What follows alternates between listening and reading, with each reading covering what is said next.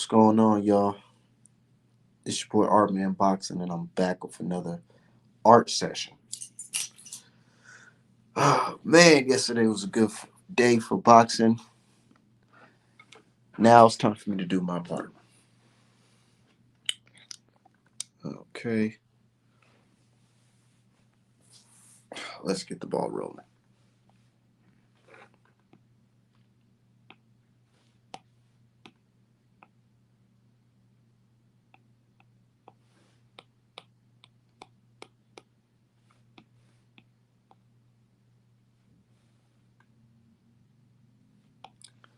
Sit, rear uppercut, like we said. Now, yeah. Hold on. Let me drop the link for my dude.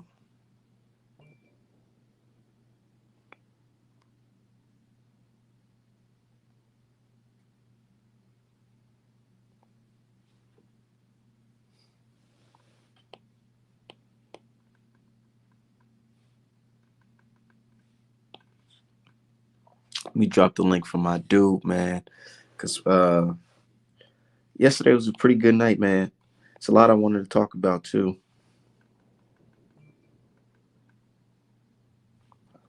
Hey, move on. Let's do another layer. Another layer. Let me do that. Come on now. Yeah. Just wait till more people get up in here, but we ain't doing much but just working.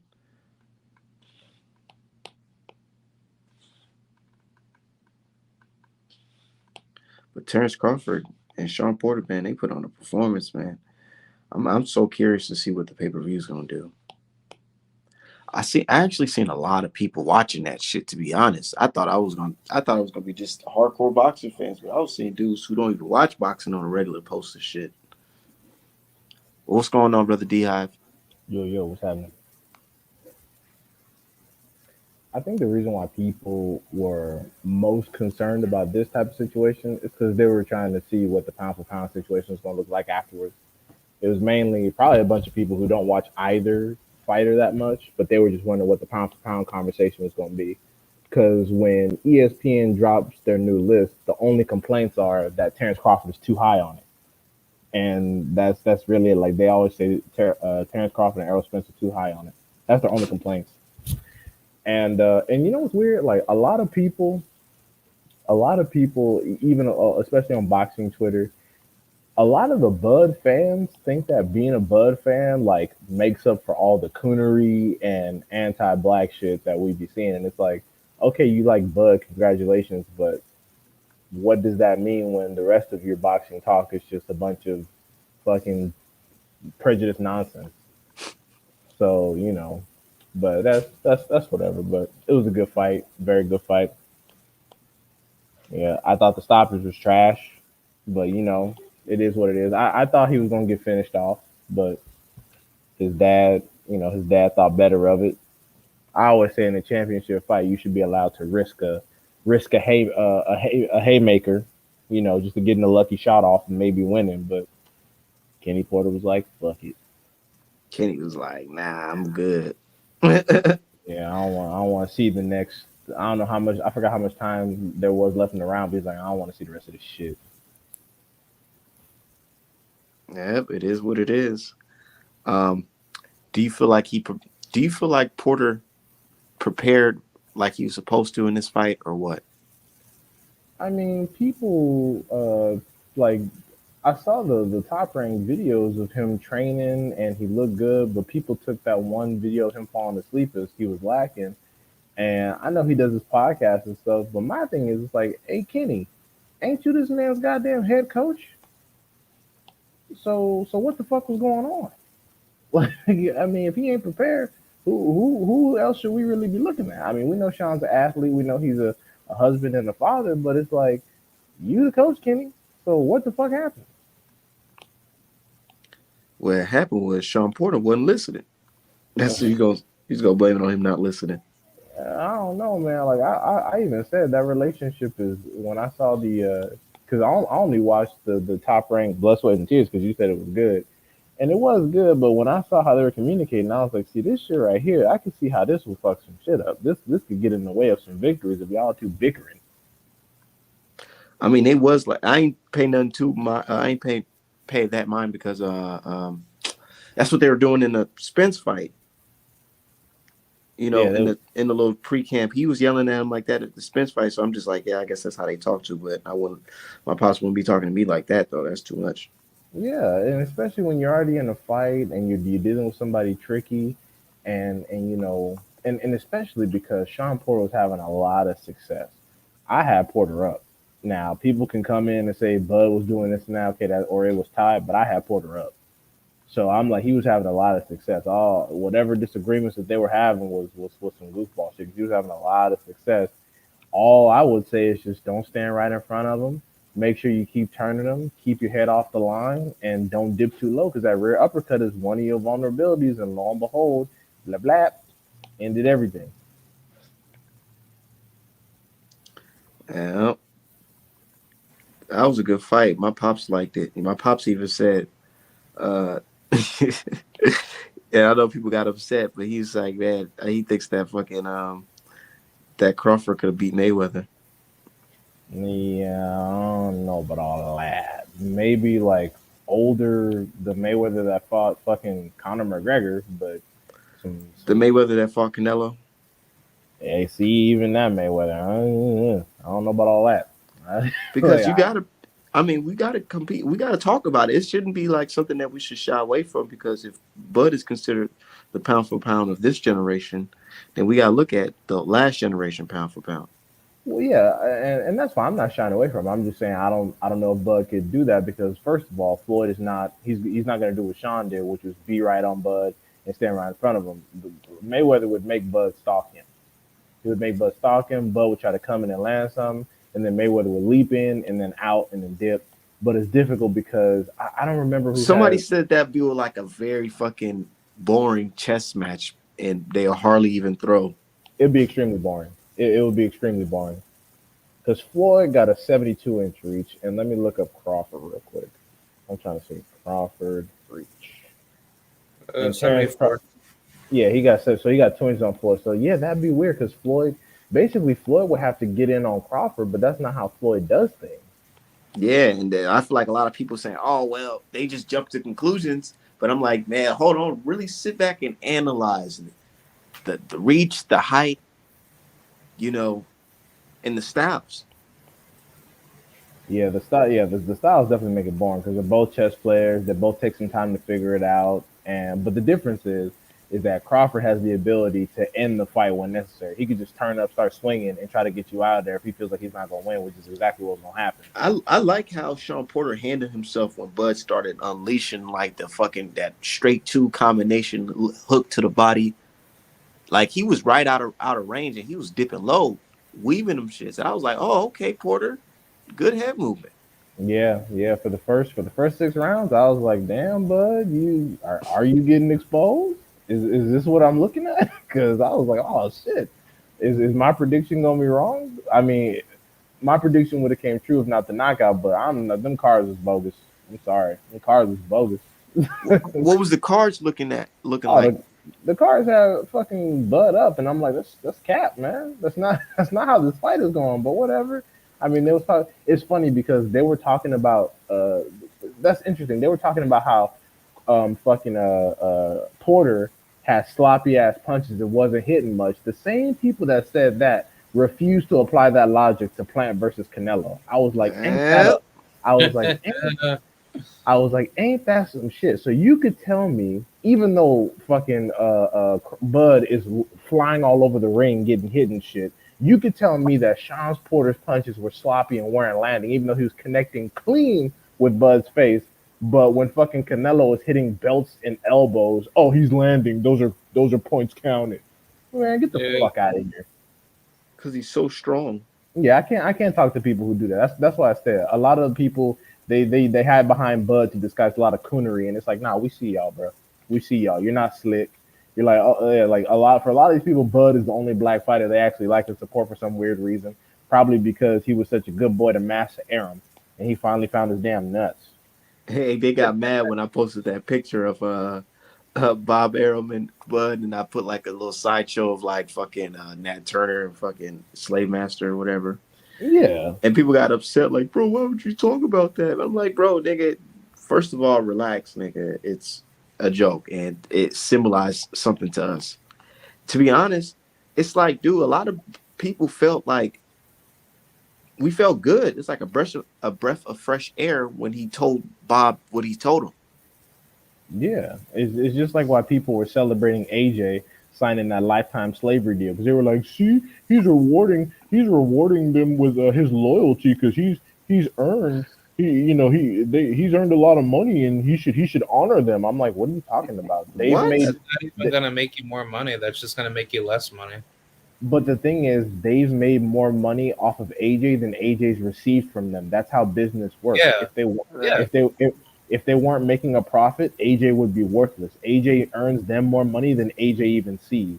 And now no Facts. matter yeah. how yeah, and now no matter how old AJ gets, he has to break them off a piece. They basically just tied him up to permanent taxes for nothing. And they were like, yeah, that's a good Can yeah. I, I mean, that's the business of boxing, man. Like that's what boxing is nowadays. It's a business. It's no can longer a sport. I can I mean, chime in on that? oh for sure, go ahead. My bad. Yeah, because if AJ went like Deontay Wilder's route, he would have made a crap load of money, becoming his own free agent, having his own promotional business, and he definitely would have made like a lot more money if he had fought in America more than the UK, because over in the UK, it's not like a huge fan base out there compared to the US. If he had fought, like, let's just say out in like Texas or California, or maybe states like, mm, I'd probably say maybe like Florida or maybe Georgia. That would be very good for AJ. But I think AJ probably had thought like Eddie Hearn would be like the one giving him all this, big mega money that was promised. But at the end of the day, he wasn't going to get the lion's share for that profit. He just didn't want the stress of having to manage himself as a business person and as a professional athlete. And he thinks Hearn has his best interests at heart because he's a cash cow. And as you can see, that shit went tits up when he fucked around and lost because people were saying that he shouldn't be taking no immediate rematches. And it's like, dude, Hearn just signed this man to a fucking lifetime deal and he just fucked around and got exposed again horribly. Hell yeah, we need that rematch. We need that rematch immediately. What the hell? We don't have that many people lined up for him. We need to be starting milking this cow fucking immediately. Because if AJ goes into irrelevance, that deal becomes it loses money each and every day. And that could happen too in the next fight easily. It Yeah, probably is If he losing. going. loses, if he loses against Usyk again, yeah, he's gonna be pretty irrelevant. It's probably going to happen. To be quite Hmm. honest, because what the fuck adjustments are you gonna make unless you stop him? Listening to some rap music. Duh. Right? Yeah. All of a sudden he want to be down with the homies like that dumb shit. Act like he a gangster. Yeah, I was like, bro, what are you doing, bro? He's got to use his size, man. He can't keep trying to box these guys. You know what I mean? Like he's got to use his size and jump on Usyk. That's what he's got to do. I don't know why he's trying to box a better boxer. Like I never understand why these guys that typically use their size and their reach, they try to box guys that are boxers. Like you guys ever heard the term box a fighter, fight the boxer? Well, Yeah, apparently AJ hasn't because he was not trying to do that at all. that's I just So the I mean, Queens. That's just the I was always Queensbury taught. school over there. They don't know how to roughhouse or get inside effectively. They right. just that's how they teach them over there.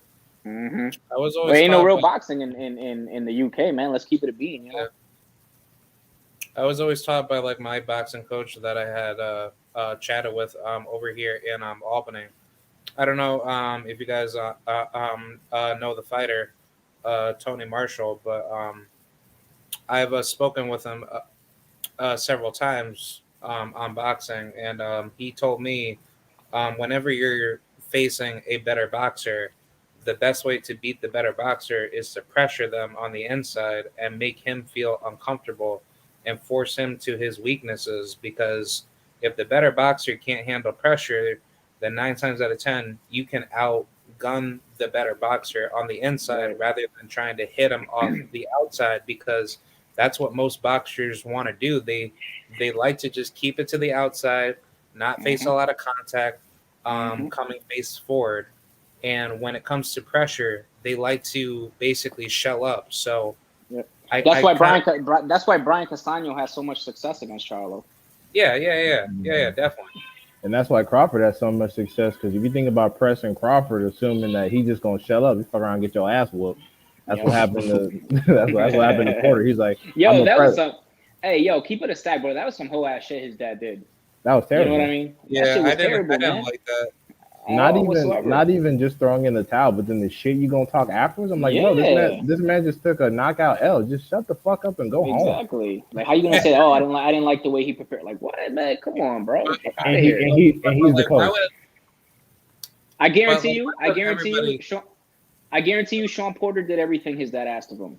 I Absolutely. guarantee you. Come on, man. Absolutely. Like, this is like one of the probably the most important fight of his career, and you're telling me that he didn't prepare the way that you wanted Yeah, him. well, that Fuck was out so of here, stupid bro. for him to say that. Yeah, bro. That sounds like some shit you see like a couch potato say on the boxing groups. Oh, well, he Yeah, didn't prepare the way admitting I. You defeat. know what I mean? That's the That's most basically vulnerable. admitting defeat. Yeah, That pretty much. that that's the most Oh, vulnerable Crawford has looked in like his whole Sean career. like wasn't fully Yeah. prepared. Like Right. what, dude?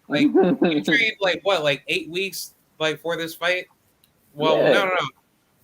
If anything, Sean actually was ready since May, so this Mhm. is well over like a year Mhm. and a half. So No, he had literally a year. Sean and them apparently have been ready for 2 years because Team Porter said they have been pushing for the fight for 2 years straight. So I'm like, in all that time, you should have been studying Crawford, and you should know what the hell you up against. Now all of a sudden, you Yeah. want to say the preparation was garbage? Yeah. Nah. I'm like, you saying you And- had extra time? The mistake that Porter made his career was keeping his dad as his main trainer. Yeah, You ever he notice like these guys that keep their fathers as their trainers go downhill, like Robert Guerrero, Danny Garcia, Sean Porter, Garcia. like they all go downhill because they don't evolve from Uh, to a different Vinny trainer. Pazienza went through that Angel same issue, Garcia too. is just like, and the worst thing about, and the one thing all the fathers, Gabe Rosado too. Right, Yeah. right. and the one thing that all the fathers have in common is that when they see their kid in trouble, they can't keep composed and give sound corner advice. They just start saying, okay, don't look pretty, or give me an overhand right before I smack you, or put some pressure on them. Like, no, give them some concise instruction. Give them some concise instruction. Like, God damn, what the fuck is going on? You talking about you gonna slap the shit out of your son and he's over there getting his ass whooped? You know who used to do that too? You know who used to do that? Tito Trinidad's father, bro. He used to literally smack the shit out of him during in the corner.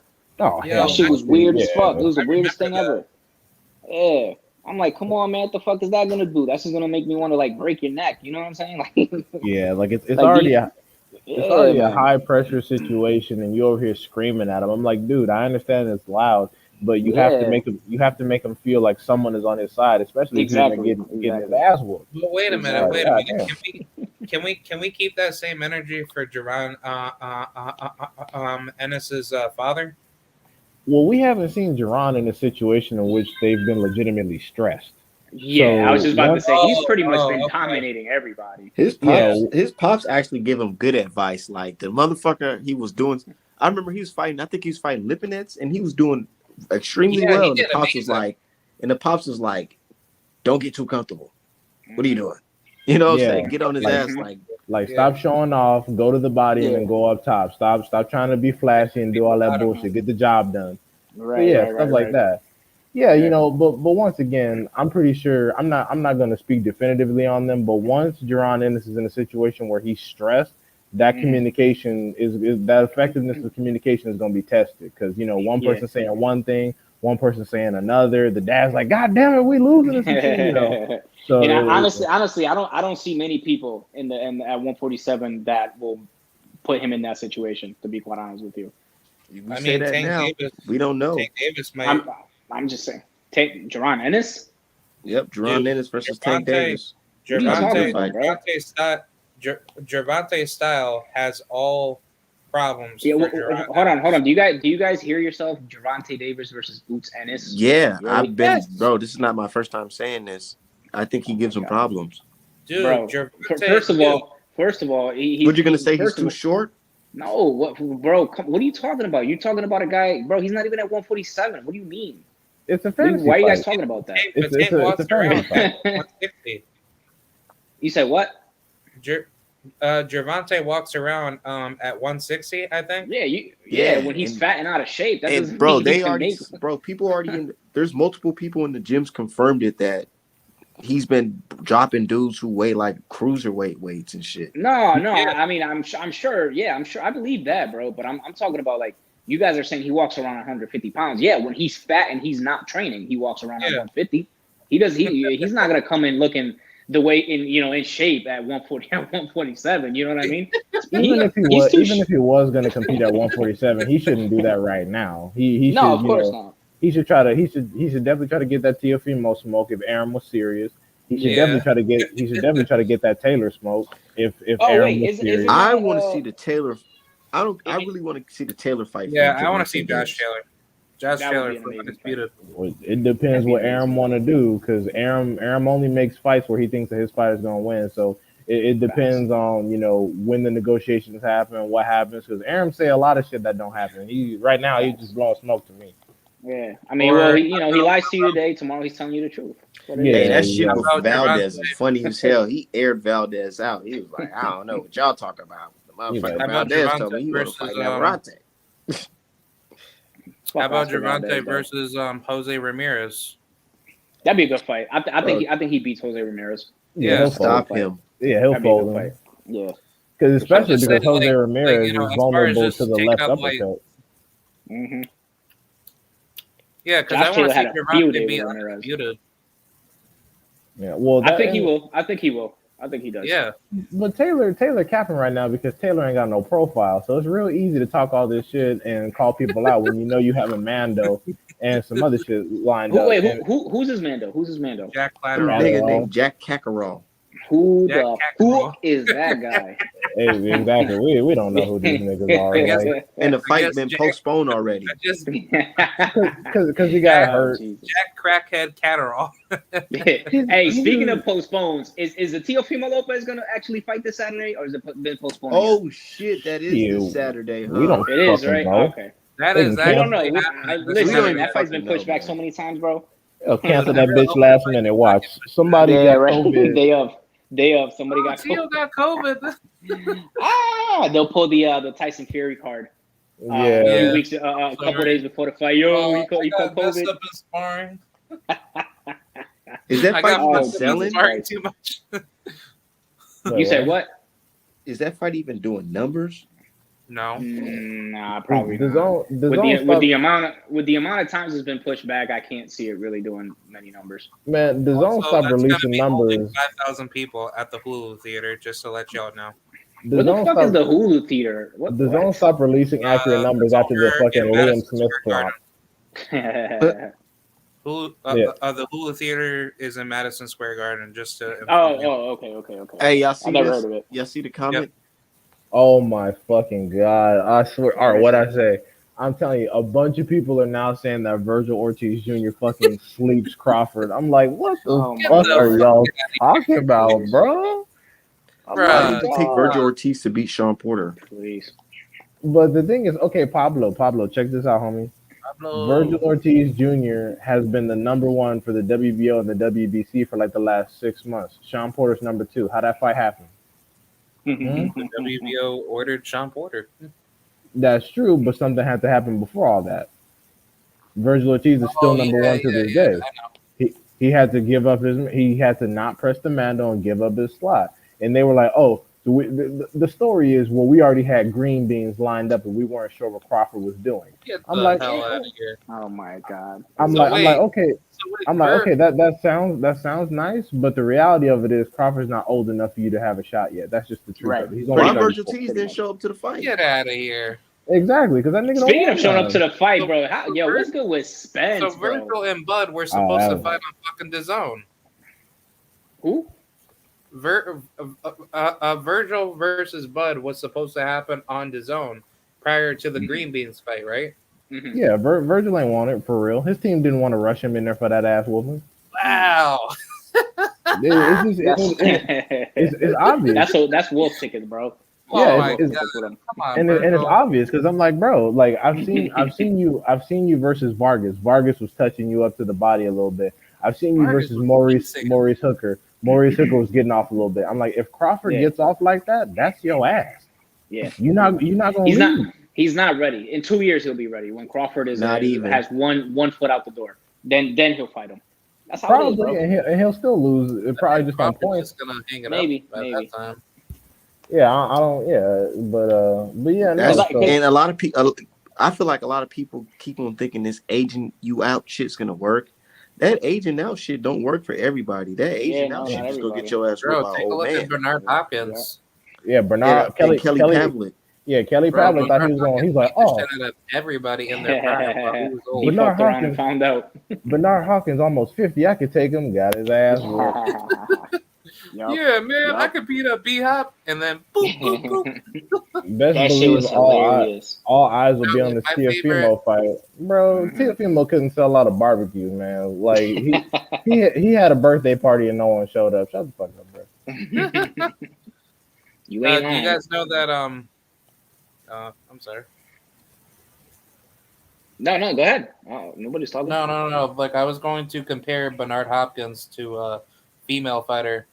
I don't know if you guys. Damn, we said a female fighter. No disrespect. No disrespect. Go ahead. My bad. I didn't mean it like that. I was just basically like using it as like a prime example that age doesn't matter in boxing. But I don't know if you know that one lady, Mariana Juarez. No. I've heard of her. I don't really follow. I don't think I've seen her fight though. Yeah, no, I don't follow Take a female look at her. boxing. She's a great fighter. She's fought like basically everybody in the, I believe, the bantamweight division and the super bantamweight, if I'm not mistaken. But she's been down there with the tinies, the tiny. Yeah. Oh But, wow, No, man, I don't follow female boxing. I should, but I don't. Yeah. It's just like, I'm just gonna keep it a buck. It's just not interesting to me. it's not deep enough yet, but it's all getting good, there. man. Yeah, I I mean love the only women's boxing fight that I ever watched in my lifetime was Clarissa Shields and Christina Hammer. Right. Like that's the only one I saw. That was good. I watched. That- You didn't just Clarissa was watch beating her Alicia up. versus what's her face? No, I She didn't. had her Harry? freezing up. I watched that Mhm. fight. That was a good Aaron fight. Harper. Zone still hasn't uploaded those fucking highlights.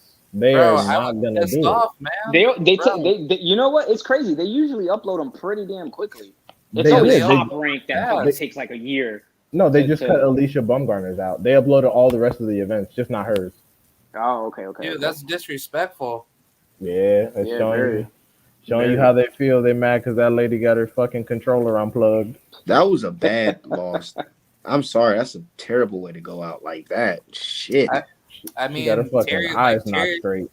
No. Did you guys see like all those troll channels trying to make those conspiracy theories to say that Alicia cheated against How?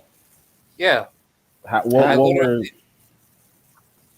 How did she cheat? What are they? What was the theory? Yeah, I want to know that. They basically for one particular channel that I saw that was like not being factually correct on it, he was basically speculating to say that she took steroids and Oh she my basically had like steroid like needle marks on her weigh-in photo, right? God. Oh Lord. Yeah. Okay, well, when she pops dirty, then they'll be proven right. But until that happens, that's all cap. Pretty much. Yeah, Alicia. And it's gonna stay all cap because it ain't true. Yeah, like let her pop dirty, and then you'll be vindicated. But until she pops dirty, that's a bunch of bullshit. Pretty much. Yeah, Alicia looks like naturally strong in that fight. She didn't Yeah, look you like see how fucking big her arms are? But Yeah. also, it's not even about the strength. She hit her on the temple with her right hand that she cocked all the way back. She got good leverage, and she torqued her hips into it. That will probably do that to a lot of different people. She hit her right on the damn temple. Yeah, she hit her with a perfect shot. Like, it don't take that much She power got if you hit beautiful someone in the power. damn temple. she did very well. Terry had no answer for it, so If she pulled one of those things where she like did something crazy where like she stopped her with a jab to the nose or like barely like a grazing shot to the body, okay, maybe something suspect. But she cocked back all the way and hit her with her right hand to the damn temple. That's exactly what's supposed to happen. She was gonna like knock her out anyway. So Oh yeah, she would have finished her ass off like fucking Povetkin did David Price, stunned him and then blink. Stunned him and then boom. Yeah, that Dude, man. she basically Errol Spencer, same way that he did to Kell Brook. Oh yeah. Stop this. Yo, speaking of all Errol over. Spence, what y'all think about that? The way he walked out. I thought that was a very bad move. He being cooked. He being cooked on Twitter. That's for sure. They lighting his ass up. Yeah, because I went to that ring, man. Yeah, I'm sure. I'm pretty sure that he's not scared of Crawford. I don't believe that at all. But yeah, why would you go to a fight if people you're scared running. of somebody? Bro, people are running with that narrative. Yo, he's scared. He's scared. I'm not gonna lie. I poked fun at it too. It's just hilarious. Like, how do you? I'm at an arrow because he walked out of the fucking arena. Yeah, bro. Bud did the same thing versus Danny Garcia. When Spence fought Danny Garcia and made him look like a bitch, Bud did the same thing. So that's all. I don't even know Bud was at that fight. But you know what's funny? Errol Spence said that he was never going to be at a Crawford fight, and he was at the Crawford fight. Yeah, and that's to let you know that he actually wants to fight because he showed up. No, for sure, definitely. It's all in Crawford's hands right now because he's talking about who he's signing with. I'm hearing MTK Global, and I'm just like, why would you do that, Crawford? Like, I mean, listen, if he doesn't sign to PBC, then he just doesn't want the smoke. Honestly, I think he said that he's only doing one fight basis with MTK. Mm-hmm. Against who though? Yeah, what's they about this? Oh, Josh. Okay. I mean. That would make a lot more sense, but at the end of the day, like nobody doesn't want to see that. They want to. But is Josh Taylor gonna vacate? Because if Josh Taylor vacates, the 140 about to heat up crazy. That'd be nice. Mm-hmm. But if he doesn't, I mean, he's gonna have to. He's gonna have to. Well, you know how the rules change for certain people, so Crawford's not gonna go down to 140. No, hell no. Hey, that would be some funny shit if he did though. Went down to 140, became undisputed 2 times. If he actually pulled it off, that'd be retarded. I would laugh. He would look so fucking drained at 140.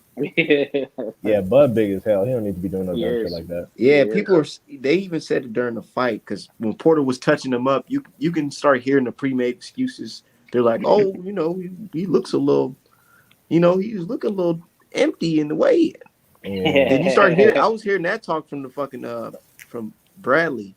No, motherfuckers Yo, were surprised. I'm not surprised, yo. Bradley dick ride. I'm sorry, but he dick rides Terrence Crawford. So I'm not surprised. He works at top brand. He got his check every 2 weeks. Yeah, but he does a little too much when it comes to Crawford. He gets the ESPN. My goodness gracious! He likes Crawford because Crawford was his sparring partner, wouldn't he? Yeah, him and Crawford are boys. But my God, bro.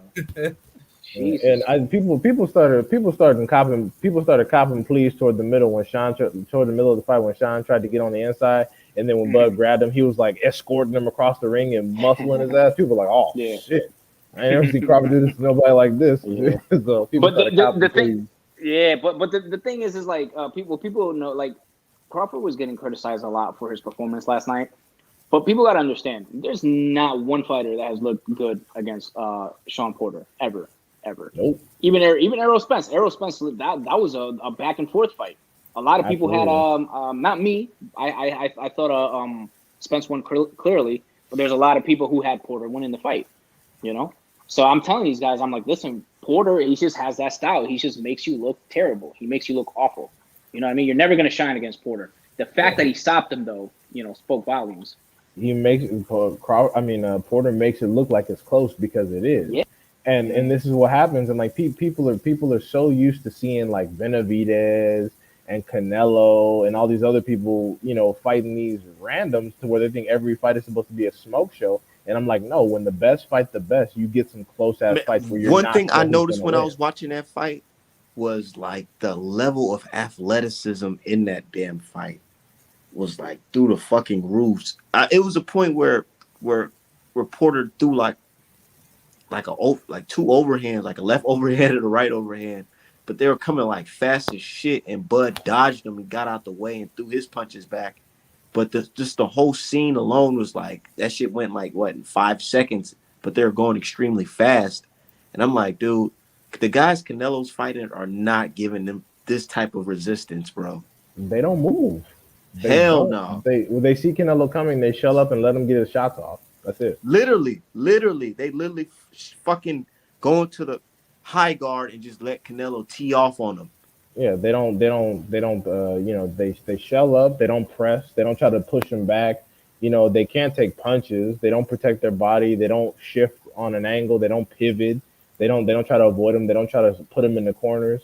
And also it just you can't fight Canelo that way if you're built soft. Like Triple G wasn't built soft and you knew it.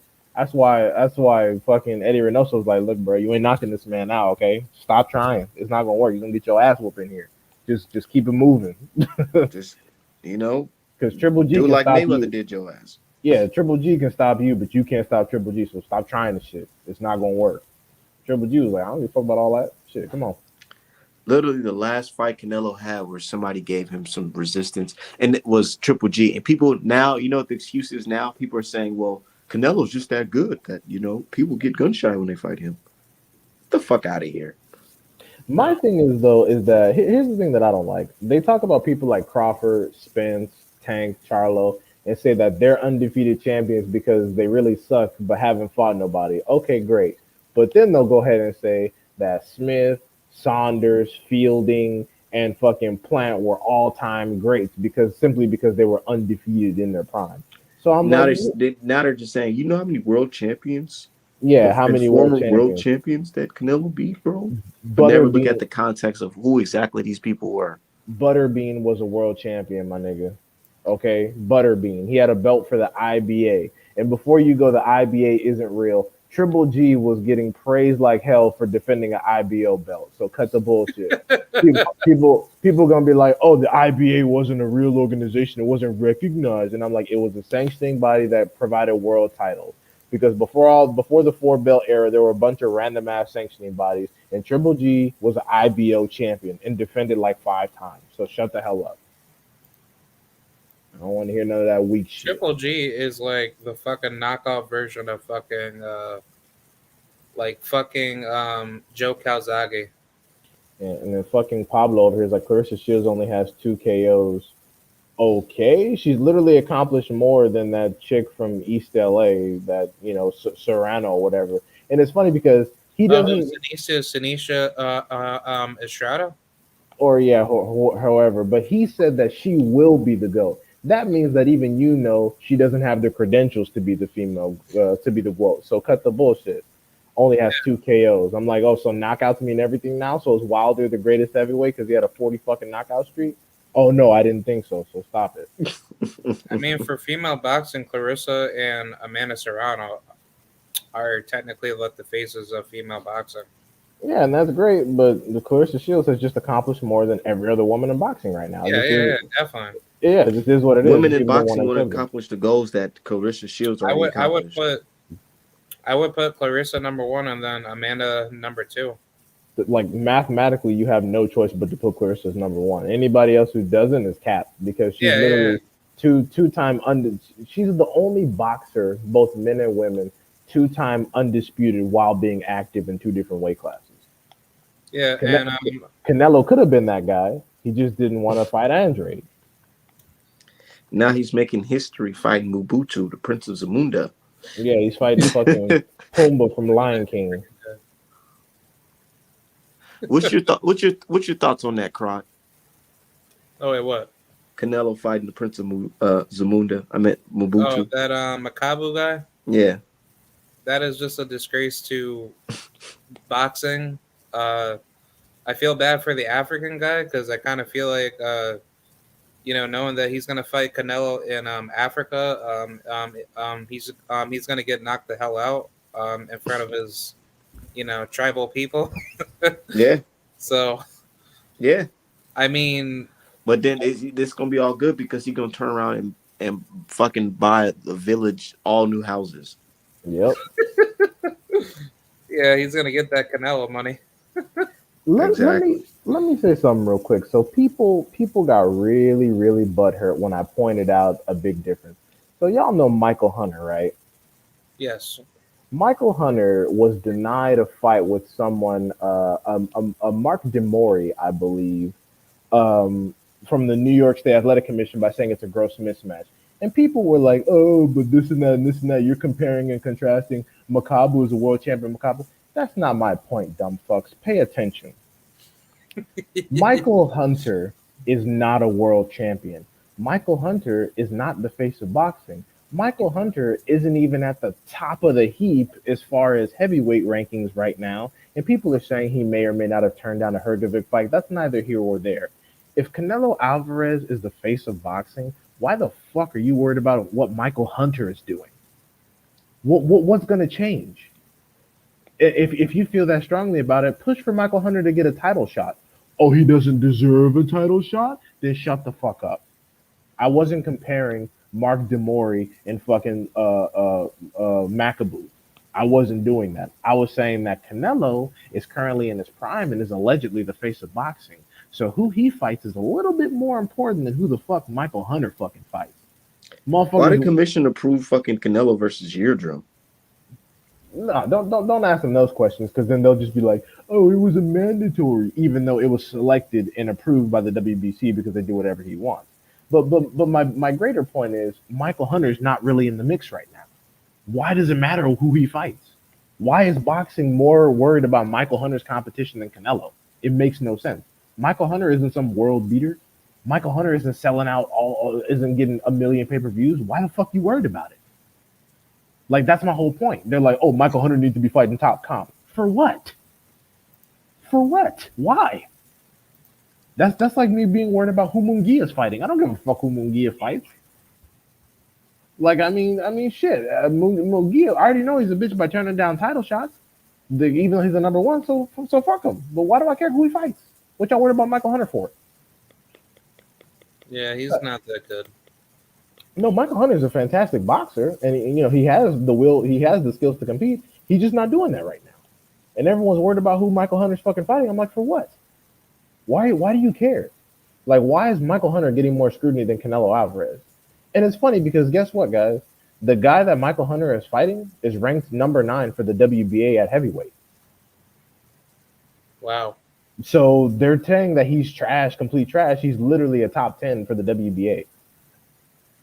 But I'm like, again, the fucking the goddamn the goddamn discrimination is so fucking rampant. Black people got to be fighting the very best, and Canelo can fight who the fuck ever. You seen the post that I made when I said, why is it when it comes to boots, you guys want to put him in there with Crawford and Spence right away and says he deserves a shot right away, but when it comes to Andre, who's a champion, he shouldn't fight Canelo because of his resume and all this bullshit. Yeah, but it's like, dude, I don't understand that shit. Why do you guys care about boxing politics when it comes to Canelo, but everybody else, they got to fight the top guy right away? Why should Virgil Ortiz Jr. be getting Crawford or Spence? Exactly. Crawford is an undisputed fucking champion and a champion at the welterweight division. Why the fuck does this kid with a handful of fights deserves a fight with the champion? And people forget Crawford was also a champion at 135.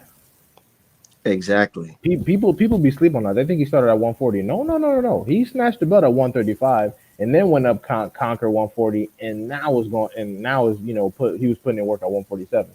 So he's a 3-div world champion, and they're like Virgil Ortiz Jr., who has done fucking nothing but beat up people's leftovers, basically, should be getting an instant title shot. And like I said, he's losing to both. So you can rush him into an ass whooping. So you can talk about his resume and him, and they're trying to get him famous off a loss. That's cool, because I'm sick of talking about him, to be quite honest. So let's get it. Let's get this shit over with. He already didn't want the Crawford smoke because he would have ended up just like Sean Porter, but quicker. Worse. So yeah, he would have got hurt because Virgil Ortiz don't have the head movement and the speed of a fucking Sean Porter to get out the way of something crazy like that. All them punches that Crawford was throwing in that little sequence where he was tagging him with the jab and then going to the body, man, Virgil Ortiz would have sat there and got pieced up because he most likely was going to revert to being in the high guard. You know what Virgil Ortiz's defense is like? What? All of Canelo's European opponents.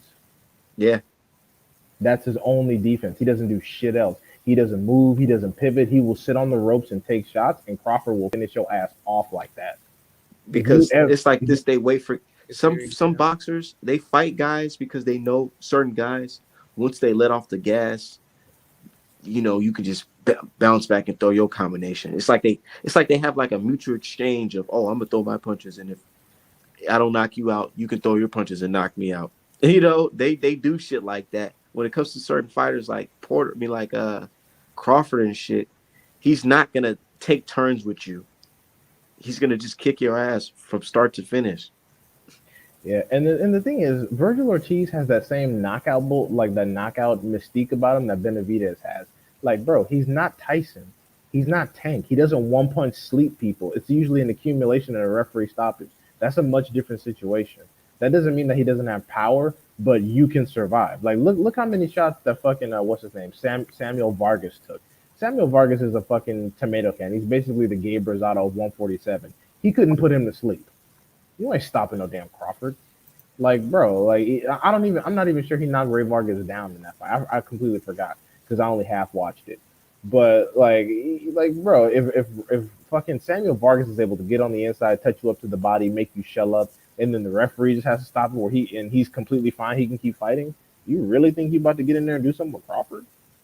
But you gonna get your Think ass about it, whooped. because you can't stop Crawford and you can't outbox Crawford. So what are you gonna do?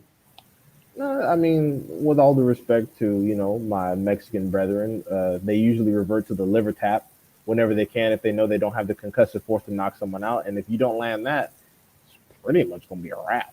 Like, unless you land the liver tap and stop him and like immobilize him, there's ain't really shit cracking. Yeah, Pablo, he's ranked number 1 on all the sanctioning bodies. Why the fuck ain't he fighting for a title yet? Why is he still doing pussy ass eliminators with David Avanesian? What's up? Yeah, exactly. Fucking kids don't know the goddamn sport. But yeah, man. And I guess maybe they're gonna try to sick him on Spence because they think Spence is a wounded animal. And I'm like, okay, you try that shit if you want to. you go ahead. You think it's sweet. You think you can get him now? Go ahead, try that shit. Yep. What if they made Errol Spence versus fucking Virgil Ortiz at the Cowboy Stadium as Errol's comeback fight? Cool. I'm with that game. Go ahead. Get Errol that money. Get Errol that shine. Get little Virgil Ortiz his shine. So when he gets a few punches in, they can be like, "Oh my God, he was exposing Spence," and then he gets fucking stopped. That's all they're gonna. That's all they're gonna fucking do. Oh my God, he got 2 punches and he was winning the whole fucking fight. And then he gets stopped. They use that exposed shit when somebody get touched up in box. He got exposed, man. No, they only use that for fucking black fighters. It makes me so mad. Look, people, let me define what getting exposed is. Getting exposed is when you've been at a point in which you're in your boxing career and you haven't been matched incredibly tough, and then you have a really difficult performance against an opponent that is not highly thought of. That's what getting exposed is. When you're in there with elite competition, experienced competition, and you struggle, that's called solid matchmaking. Like, for example, people were like, oh, Devin Haney got exposed because he took 1 punch from Linares. That makes no fucking sense considering that same punch dropped Lomachenko and Campbell. What getting exposed is Lomachenko coming into the pros and losing his second pro fight to a guy with 12 losses. That's getting exposed. Quote unquote journeyman Orlando Salido. Exactly. I don't give a fuck what championships he won. The nigga had 12 losses. Gamboa was able to beat a better version of Salido. That's what getting exposed is. You talk about y'all, talk about Gamboa. Gamboa beat a better version of Salido, and the older beat up version Lomachenko got beat up by. That's called getting exposed. But then again, they said Gamboa ain't shit, huh? Yeah, it's funny because Gamboa is one of those people that's only lost to elite comp. He's only this man fought Haney, Crawford, Tank, and who the fuck else Gamboa fight. But yeah, they're like, oh, all these people just can't punch. It's like, nah, man, Gamboa got a hell of a chin, and he's been there and with some elite comp. He knows how to fucking survive. Meanwhile, give me some elite comp that fucking Callum Smith and the Liam Smith brothers have been in there with. John Ryder.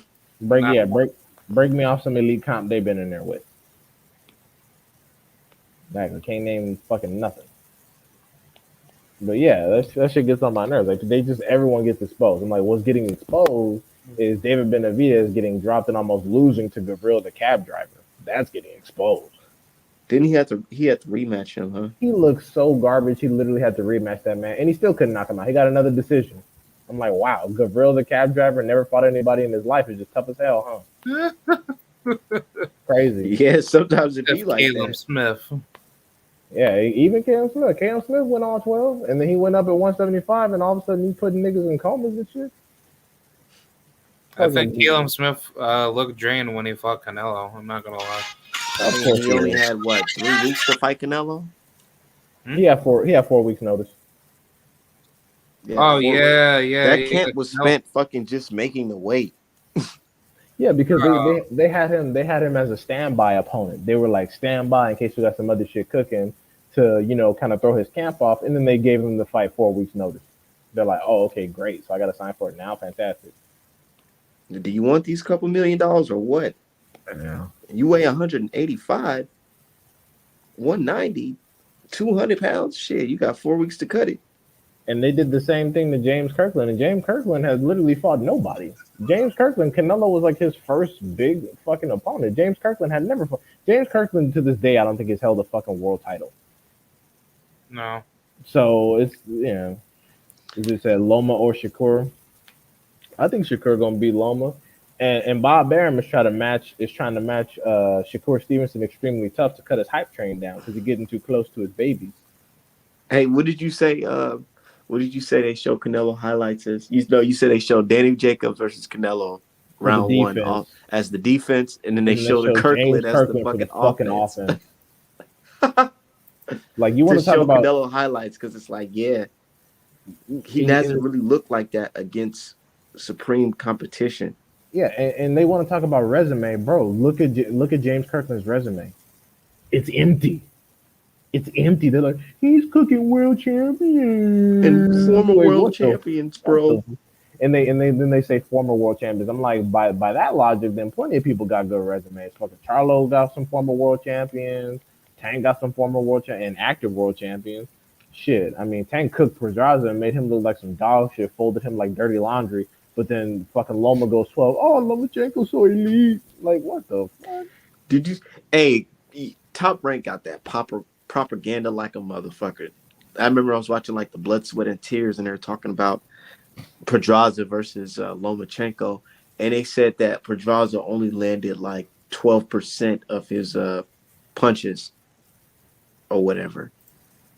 And I'm like, wow, dude, so he must hit hard as fuck then. Cause that's what I said. I said he must hit hard as fuck because look at Lomachenko's face. But I'm just saying, I just show you the tactics that they use when promoting a guy. It's crazy, man. People literally like their propaganda machine is so effective. People literally forgot who took Pedraza's O. They literally forgot it was Tank. Like Pedraza was already some horribly beaten leftovers by the time Lomachenko got him. Like if fucking Tank had went 12 with him, okay, yeah, Pedraza's still a good win. Tank fucking took his goddamn head off. Yep. I remember he winded back and hit that nigga with a crazy right hand. Hook. It was one of those. I know it was a hook that ended it. He just cocked back and whomp, and then the whole fight was over. It was over. Yeah, and then people want to give him credit for going 12. It's like, again, black fighters, fucking, you got knockout machines. They haven't fought nobody. Pure boxers, this shit's boring, and they haven't fought nobody. So, okay, so and you get a mixture of both in Tank. Tank's trash. Oh, okay, great. All right, so I guess everybody trashed it. Then they'd be like, well, you know who's a better fight than Tank? Motherfucking, what's his name? What's Donaire? They'd be like, Donaire's a better fighter. He deserves more respect. Donaire's a fantastic fighter, but Tank will fold his ass. Exactly. Tank will fold his ass. I mean, shit, Donaire's great. You take nothing from him, but it's a different game once you graduate from sperm weight, and you got to deal with people that could literally put your lights out with fucking jabs and shit. So yeah, man, and I don't understand this pound for pound shit because, man, you can't even imagine a Lomachenko at 140.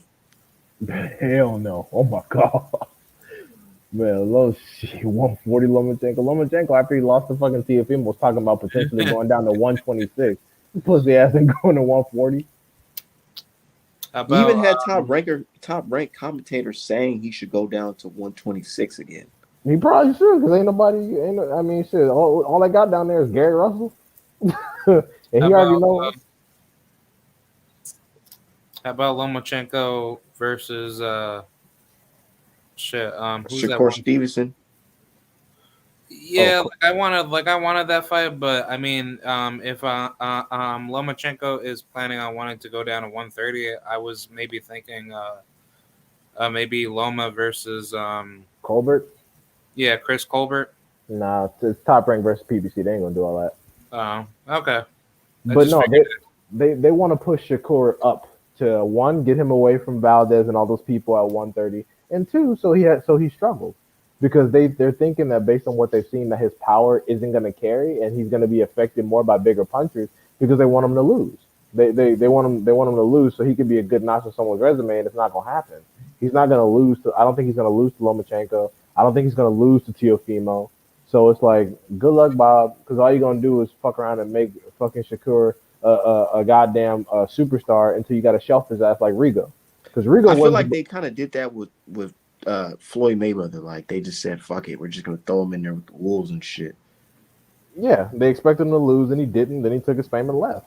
Like Wasn't he even, like a? Wasn't he like on the or basically wasn't he like the underdog in the Diego Corrales fight? he was supposed to be, and then he fucked around and turned that shit sideways. They're like, all right, we got to get this motherfucker out of here. It's the same. It's the same mistake they've already made with Herring and Stevenson because like they were talking about. If Herring had won, he'd be fighting Valdez no problem because they thought Valdez was the easier of the two. And I'm just like, why would you even put Stevenson in that situation? Like, because now look at you. Now Valdez whole camp looking like some bitches. You literally fucking got a free pass for doping and you still scared. Still struggled, still lost. And now you scared of somebody else, even when you know you got steroids and the judges in your pocket. What does that say about you? Because he knows the ass whooping he gonna get. The judges, what? Nigga, if Robson touched you up, bro. And also the thing is, because Shakur Stevenson, he trains with Terrence Crawford, right? Yeah. The one thing I like about Bomac, if because Bomac is in his corner, right? No, Bomac's not in his corner. not in Shakur's corner. No. Oh, okay. Well, anyways, the one thing I like about that camp though is that people in that camp, they'll tell you when you're losing a fight and not so many words when you need to turn it up and get the shit over with. Like, I don't know if y'all noticed that, but Bomac did that with Crawford. He was like, "Look, man, it ain't looking too good. He up." Yeah, he said you losing. Yeah, he said, "You losing. You need to put on the gas and make some shit happen and figure it out." And Crawford was like, "Okay, fuck it then." And then next thing you know, the fight was over. So, that's what I like about that camp. They'll do that. They'll keep it real. They'll be like, "Look, bro, it's not looking too good. You need to make some shit happen. You need to pull some shit out of thin air if you want to win this." And then they'll figure out a way to end it. Let's look at the UK camp. Tunde, you losing? What that nigga say? Fucking lions in the camp. Oh, fucking yard yard in them. Yeah. Isn't he supposed to be rematching the motherfucker that beat his ass with a jab? With a fucking jab, bro. That fight was trash. I had to cut it off. And it was trash too. So I'm like, bro, y'all having a big rematch for that fucking shit? That was garbage. Don't ever come around talking about America this, America that when y'all got that type of shit going on over there. If America wasn't the place for beef for boxing, people wouldn't come over here all the time. That's just what it is. Don't let Midwest Boxing hear you say that, because I remember we used to fucking get in arguments all the time because he used to say that America's not the mecca of boxing anymore. Well, that's the thing, and I wanted to jump in on that the last time he was on too, because Midwest talks about viewership. Now, viewership is important, and a lot of foreigners do watch a lot of stuff when their people are being represented. I get that, but you have to multiply viewership by the price point, the cost of viewership, because that's how revenue is driven. If you, like he was talking about Murata versus Triple G, they're doing numbers. Okay, great, they're doing numbers, but what is the revenue like? It's the same situation as when Canelo fans always talk about attendance. Attendance means nothing if the tickets cost 99 cents, bro. Yeah, they'd be like, look, 3 million people watched Rob Brandt versus Murata. 10 million Yeah, people watched it, but they only accumulated about fucking $1 million, $800,000. What? exactly, exactly. Yeah, it's like how much does it cost to view? Is it something they get free with a cable subscription, or is it fucking like $8.99 for pay per view? It's Because basic math. Like, check this out. More people was at Canelo versus Billy Joe Saunders than Wilder versus Fury 3. But what fight do you think did more numbers? Better number, brought in more money off live gates. Walder. yeah, definitely Wilder. Because the fucking ticket costs what, $600 just for general admission.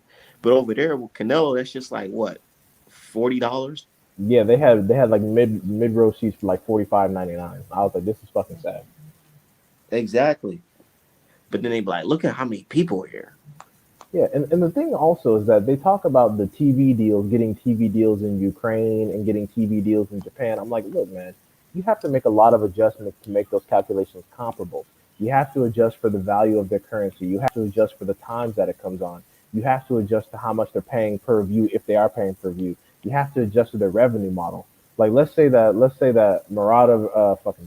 Triple G versus Charlo is on sale over in the United States for $80 for pay per view, and then they're doing this shit in New York or Texas or Vegas or wherever the fuck, right? And then you got Triple G versus Murata, where Japan gets it with their cable subscription. It's a completely different revenue model. So sure, 30 million people in Japan watched it versus maybe 100,000 or 200,000 people in the United States, but who's bringing in more bread? Like you're only trying to measure profitability based on viewership. But I'm like, that's not how it works. This is not just regular network television. This is not cable television. This is the difference between movie stars and actors on TV. More people will watch a television show for longer periods of time than one movie, but movie stars make more money. It's because the cost to view is more expensive. This is basic math, bro. It's basic shit. So I mean, I know no offense to Midwest, but when he keeps talking about the viewership level, I'm like, that's great. But if those motherfuckers don't spend money, great. 30 million people. It's like he always used that to boost the conversation of why AJ is such a bigger star than Wilder. And he's mathematically not. He's Exactly. mathematically not. I even asked Rick Glazer. Rick Glazer was talking about how AJ got paid so much more money than Wilder for his fucking Ruiz fight in Dubai. I said, what the numbers do? He said, I'll get them to you. I checked in the next day. What the numbers do? Nothing. What the numbers do? Nothing. I'm like, exactly. You don't know what the fuck you're talking about, bro. It's just because Eddie Hearn guaranteed him that fucking big check. Yeah, the big check with the number we can't get. We don't know. But we get to know an estimate. Yeah, we get to know allegedly he made this. I'm like, if he's making so much bread, why the fuck he need to sign some damn lifetime slave contract? Because I guarantee you them checks ain't gonna be as big as that all the time. Especially you out here getting exposed like this. Fucking Usyk, your stock dropping every day, homie. Yeah, you'll start bad when your own countryman turning on you. Literally, they all like even a week before the fight, they all became Team Usyk. Oh, Usyk is just and keep in mind, Usyk's never been labeled as boring, even though all his fights are fucking him backpedaling and jabbing. But moving on, everyone's like, oh, Usyk is he's just a superior boxer, and he's gonna do this. And AJ, AJ's never really been that good. I mean, we liked him because he was just big and handsome, but truthfully, he's never been that great of a boxer. Like it was just all kinds of cop and pleas and shit. Dude, I remember when people used to say AJ was just this fucking great boxer for heavyweight. They were saying AJ sleeps Wilder, bro. Yeah. They were like, AJ stops Wilder in 5 rounds. I was like, oh, even in defeat, even in Wilder's defeat, they still saying that Wilder will fucking KO AJ. It's not consistent. It's just not consistent energy. It's the same as people that are diehard Bud fans won't apply the Sean Porter logic to Canelo versus Plant. It's just all kinds of bullshit. And these people claim to know boxing, and I'm just like, if you really cared about boxing, you wouldn't try to maintain inconsistent viewpoints to carry out certain opinions of fighters. Because let me tell you something, the fighters don't know you fucking exist. They don't give a fuck.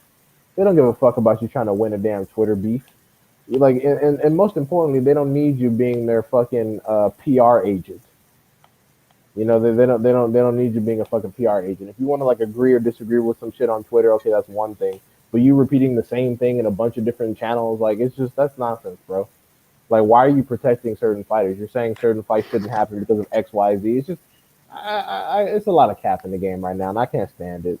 And what's bad is that fans don't understand how much power they wield.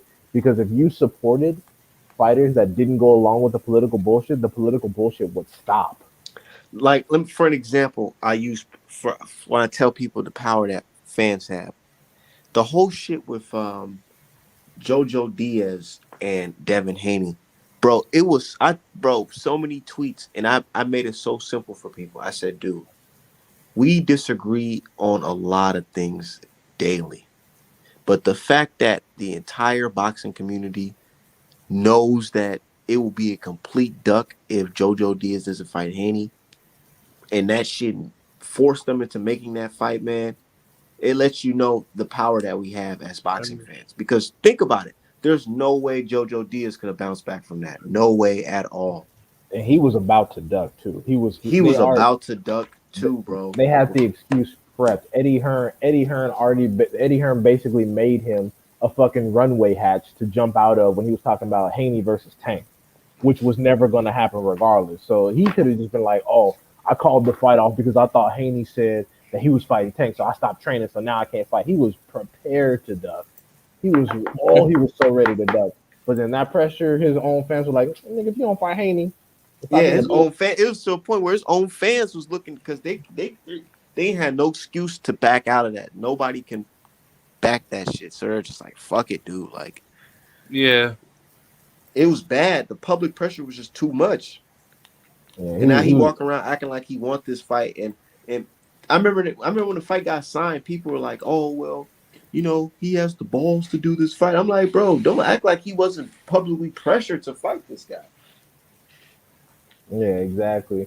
And then because he got the Fortuna one, because people forget Fortuna was already supposed to be fighting Devin Haney or Ryan Garcia, and instead he chose JoJo Diaz out of bumfuck nowhere because he knew that fighting Haney was a guaranteed L. So if JoJo Diaz backed up too, this would basically add more credibility to the Fortuna Duck story. Because it's basically like, oh, so you niggas literally rather fight each other than try to get a WBC belt off Haney. Okay, so all that pillow fisted bullshit, apparently y'all scared, so it must be something. Yeah. Jeez, man. Hold on. What y'all think about this Crawford and Porter art I'm working on? It looks nice. Looks awesome. Yeah. Are You gonna do them both, or you just gonna do the screenshots of Terrence Crawford? Yeah, just for this right here. Oh, I'm okay. gonna make this a painting for the shirts, and I'm gonna put this in the crib too. Oh damn, you gonna sell out with the Porter going to sleep crowd because you got Sean down there looking like some bullshit. Are you drawing it with like a tablet or? Yeah, with an iPad Pro. Oh, that's awesome. That's a Oh, bad yeah. that's a bad image of Sean Porter. You better not see Sean Porter on the street. If I knew how to animate, I would definitely use this particular image to put it on a animation software like Daz 3D or like maybe Blender. Yeah, I've heard of that. Sean Porter needs to find that photographer and get on their ass. This is fucked up. I would definitely put that shit on Blender. Shit, man. They got him between Crawford's legs and shit, looking like he getting stepped over. Like, oh my yeah, god. The whole time I'm drawing it, I'm looking like, dude, this could be like the fucking boxing logo, like the NBA. You know how the NBA has their fucking logo? Damn, I said this could be like a logo for boxing, like the nigga stepping over the other boxer.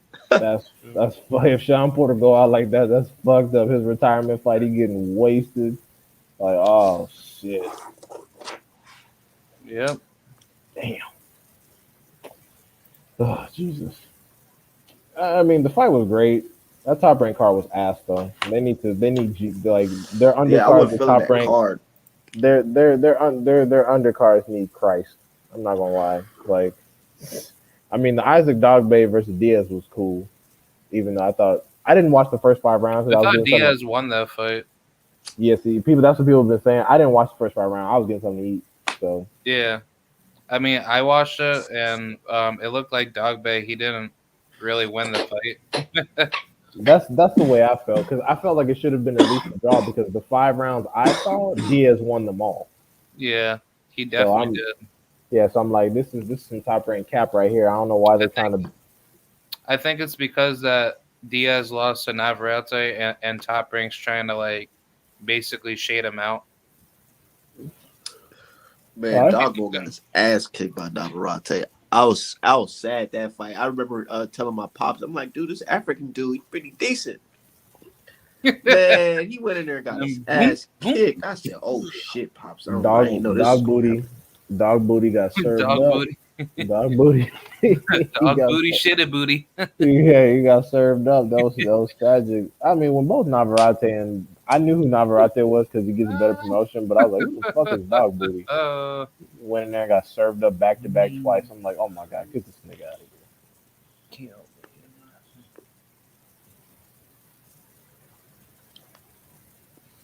Lord.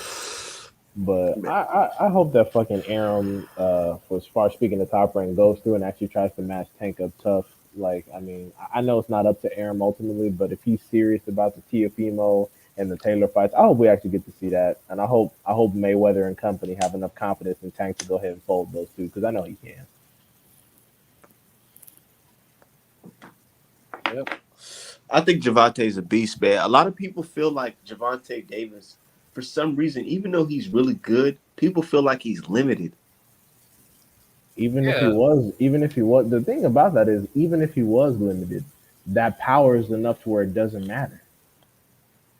Like, I don't, while, man. When like, it comes to Gervonta Davis, I think he's a very good boxer, bro. Like I see good, like he has a good ring IQ. Like I don't know who I was talking to the other day, but I was mentioning like Shakur Stevenson. He brought it up to Jamel Herring. He said this, man. He said, when me and you fight, I know that you're going to be going for your corner for advice. Fighters like me, we kind of just have it in us where sometimes we just know what to do. And I feel like Gervonta Davis is one of those fighters where he has a certain level of IQ where he can actually, if he didn't really have to listen to his coach to know what to do. he's an incredibly skilled boxer, but because of his emotional state, he needs that corner advice. He needs Calvin, not so much Mayweather, because all Mayweather does is like babble. But Yeah, when I say that, is I'm not saying it to say that, oh, he can just go out there without his corner, fuck a corner. But I'm saying like when the going gets tough, I feel like in a situation he knows how to make the best judgment based off his boxing IQ. yeah, no, Tank is a very gifted boxer. He just hasn't been in a lot of situations where he's needed to rely on it because he can usually just end shit with I his feel like power. this Cruz fight gonna show a lot too, because I feel like this is probably gonna be the first time that we actually see Gervonta Davis get banged up a little bit. Nah, I don't think it's gonna last that long. Yeah, I don't think it's gonna last long, but Yeah. I feel like Cruz might touch him. Yeah, he might get, maybe, a Yeah, he lucky might get shot off lucky with a that. couple shots. Yeah, Yeah, like I'm saying, like that with puts like a him off body balance. shot. But then I feel like Gervonta Davis will just go in there and finish it. Yeah, Yeah, he's gonna kill him. Is Cruz gonna, undefeated? Yeah, he has one decision loss. yeah, he has like one loss. Yeah, he got one. I've seen him fight before, and they was calling him the mini Mike Tyson and shit. I'm like, dude, yeah, he can do that to somebody holding up on a high guard on the ropes. But he doesn't. What are you gonna do against somebody who's gonna stick and move? He doesn't even fight like Mike Tyson because two things people get confused about Mike Tyson. Number one, Mike Tyson out jabbed a lot of his opponents. Mike Tyson's jab was very active. He started with a jab, he'd end with a damn jab. Isaac Cruz has no jab. Number two, Isaac Cruz does not move his head or use angles. He runs straight at you like Virgil Ortiz Jr. and just starts throwing hooks until you fall. I feel like people say the Mike Tyson thing because of when they see somebody going to the body and to the head. Yeah, it's just like Lomachenko is now known for angles. I'm like, no, Mike Tyson is the fucking king of angles. How do you think? Mike Tyson been doing it. And that's the thing. I remember because they were making, bro. I forgot the name of the YouTube channel, but like, man, this YouTube channel it like caters to the non-black fans or whatever. Not saying that it's, there's not more boxing fans than black fans, but I'm just saying like they specifically cater to them because they'll make this Lomachenko look like the best thing since sliced bread, dude. Like I remember watching this shit. I think they're called Motion Media or something like that. Right. Yeah. But they just show like clips and they'll have like a little narrators say like, oh yeah, he has effective defense and he makes all his opponents quit and shit like that, no moss and all that shit. I'm like, bro, what the fuck is this? Yeah, like they always do that, and it's like, bro, you gotta understand, Lomachenko's not the first person to use consistent attacks off angles. But and you know who's always done that but hasn't gotten a lot of credit? Sean Porter. Exactly. Sean Porter does that consistently. Like, did you see the way he was turning Bud? Like, and it was funny because Timothy Bradley was called like, all right, Sean Porter's about to swap places with him. He's about to get him out the corner and pit him in, and then he would literally pop out, do it real quick, and then Bud will fall right back into the corner where he wanted him. And Bud was like, oh shit. And then And you see that, what Canelo opponent is bringing that to him? Where it's like he's gonna go and think about a style like Canelo where he comes and walk you down. If somebody's able to turn you around like a Porter, that will be all bad for him. Not saying that Porter will beat Canelo or anything like that, but I'm just saying like if there's a guy in Canelo's weight class who had the style of a Porter, it will be a big problem for him. Yeah, because people for some reason think that Canelo, because his only official loss to a pure boxer, that's his only weakness. No, he's also very vulnerable to tanks. Like for example, Marius Briedis, a cruiserweight, is a tank. Triple G is a tank. Beterbiev is a tank. If he's not just And gonna, if you don't have enough power to stop these guys, they're gonna be all bad for you. yeah, because Beterbiev, he doesn't really believe in decisions. So once you start swinging and you get clocked once, he's gonna be on your ass. And Canelo, unfortunately, like a lot of Canelo's other opponents, guess what he does? He shells up too. And with someone like Crawford, Boots, Beterbiev, fucking Breedis, that's bad fucking news. That's Hey, bad. did you hear what Shakur Stevenson said? What he said about Canelo? Yeah, I think he said about Canelo. Don't quote me on this, but I was watching the video and he said, "Yeah, man, Crawford is the best fighter in the world." They said, "What about Canelo?" He said, "Dude, I'm telling you right now, if Canelo and Crawford were in like the same weight class, Crawford will beat Canelo's ass." Yeah, Any rational boxing fan knows yeah, he said that. He did say that, right? Yeah, that's he said accurate. that.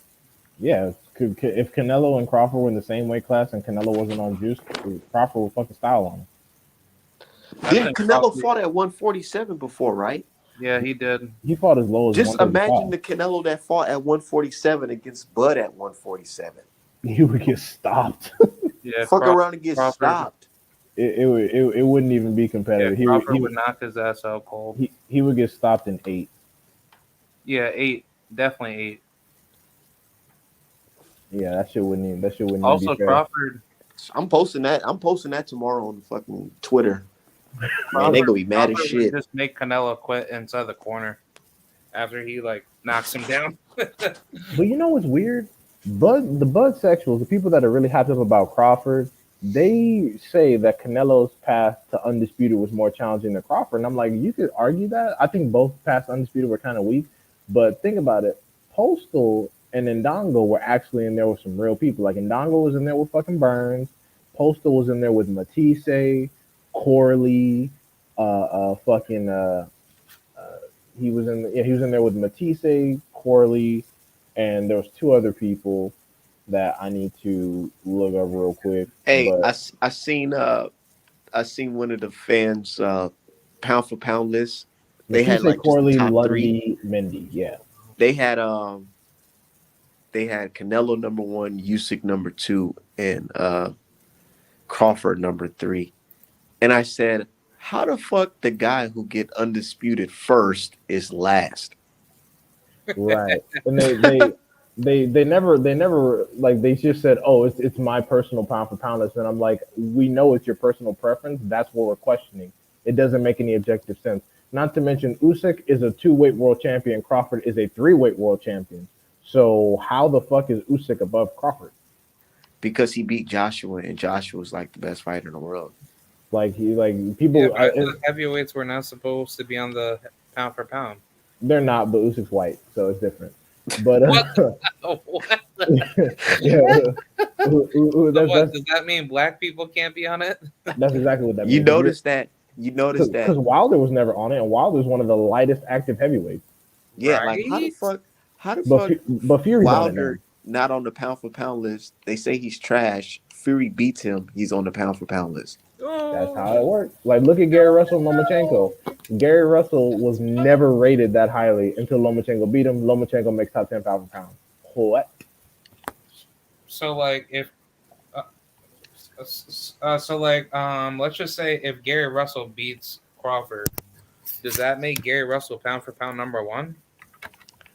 If Me if Gary Russell personally, would have come up from 126 and Yeah, beat yeah. Crawford, hell yeah, I'll make him better. Oh my yes. god. Are you fucking crazy? From 126 to 147, and then you whoop Bud ass? Oh my goodness. That would be some unspeakable shit. Hey, He what would be, that he would nigga be Crawford viewed said? as the greatest Crawford of said, all time. I'll break. He's If the we was greatest of fighting in the all streets, time. I'll break your Goddamn neck. bigger man.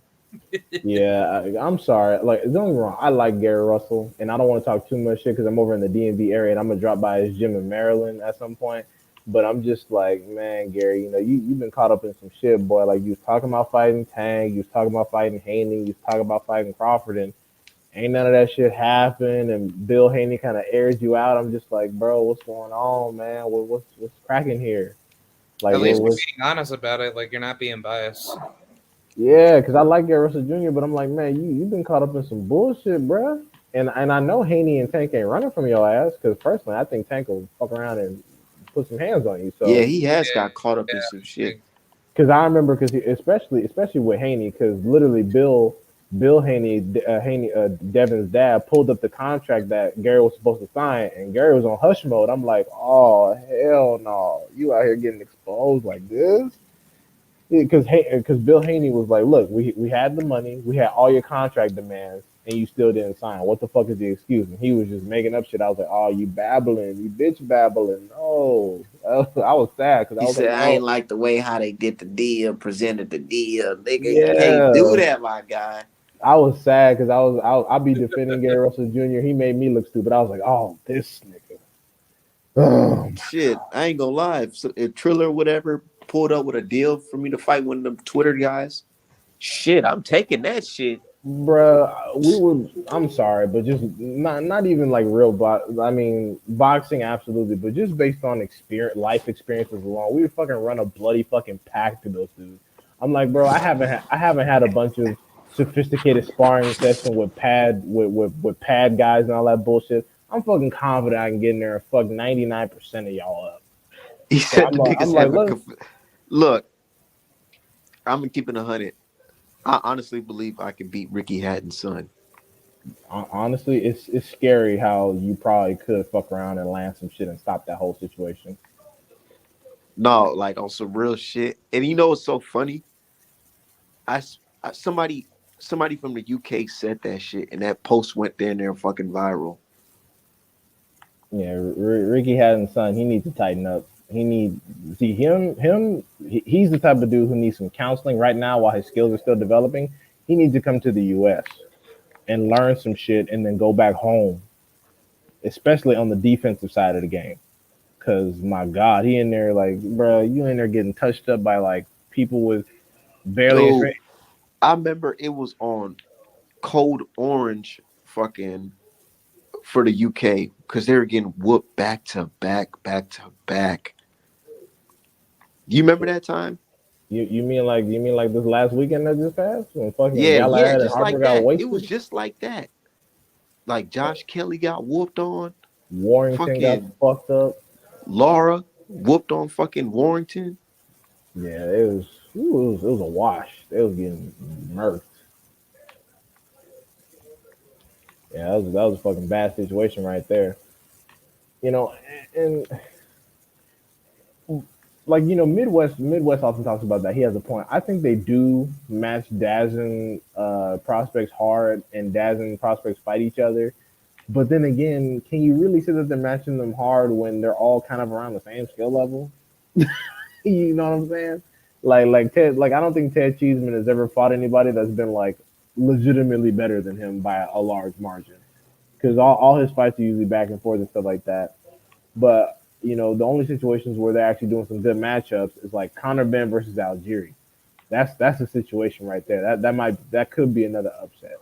Hey, I bro, have Conor Ben winning. when I seen that, I said, bro, I hope y'all know what y'all doing because this might be another upset, bro. Yeah, like I think Conor Ben gonna win by stoppage because Algieri can't punch for shit. But He can't Algieri, punch, but the reason why I say that is Algeria can fuck around and outbox him. yeah, he knows how to survive. But who knows? Yeah, I think if Conor Ben goes a distance with Algieri, that's gonna say a lot. That's not even It close. won't, but it's like who I said would be a good fight for Conor Ben Who? versus Sean Porter Yeah, right yeah. now, I coming off think an L. I think People say Conor he'll Ben should fight. Oh, sorry. you think Conor Ben can stop Sean Porter? Oh no, no. With the power he's displayed, no. Because Uh, he be he went the The distance fuck with he fucking weak? Adrian Granados. Like hell no. yeah, his body's kind of like built like a pencil, like mixed with like a like a little sharpener. I don't know. Like Shit, his face look I like a like camel. Connor, but it's just like Connor's power is not that like how should I say dangerous? But he's got some solid knockout power, but he has fast hands. But his punch placement is terrible. His punch selection is terrible, and he has the same problem as Ricky Hatton's son Campbell. They both didn't develop amateur careers because they wanted the fame and money too quick. And it's like, see, this is why amateur careers, get your skills sharp, get it tight, get it right. They Build both your just IQ. yeah, they both just ran in without amateur careers because they wanted to hurry up and be daddy's boy. And it's like, okay, y'all think it's sweet, and the zone gonna take care of you until you get in there with some real motherfuckers and you end fucking around looking like Josh Kelly Yeah, with the fucking side of your head bleeding and shit. because even though that Connor wants to fight Adrian Broner, I personally think Adrian Broner would stop him. No, I don't think Adrian Broner will stop him at this point, but that's a good matchup as far as on the boxing side. I Oh like that. yeah, that shit would do numbers. Yeah, Yeah, have that shit on Adrian Showtime. Broner. Bring Yeah, bring Adrian him Broner should go bring ahead and him get Nah, that check. Showtime. the zone got to put it up. If anything, if AB really want to make some bread like he say that he want to right now, I would holler at Eddie Hearn and say, "What nigga? I'll fight Conor Ben for fucking 6 mil." Shit, Yeah, Adrian Broner will run through their pay whole AB. roster. Give AB like $20 million.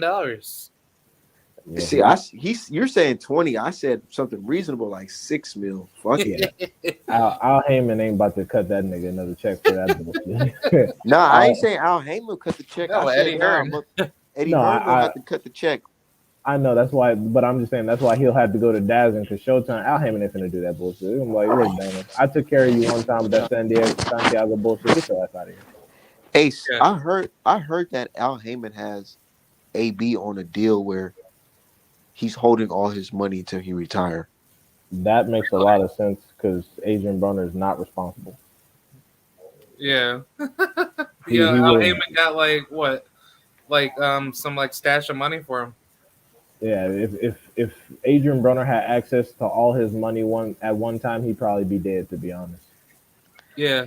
Hey, bro, I'm surprised bro, I'm gonna keep it 100. I'm surprised he's not from back in the day, like, cause he was young, and everybody knew he was making this type of money, and he was still going back to the hood and chilling and shit.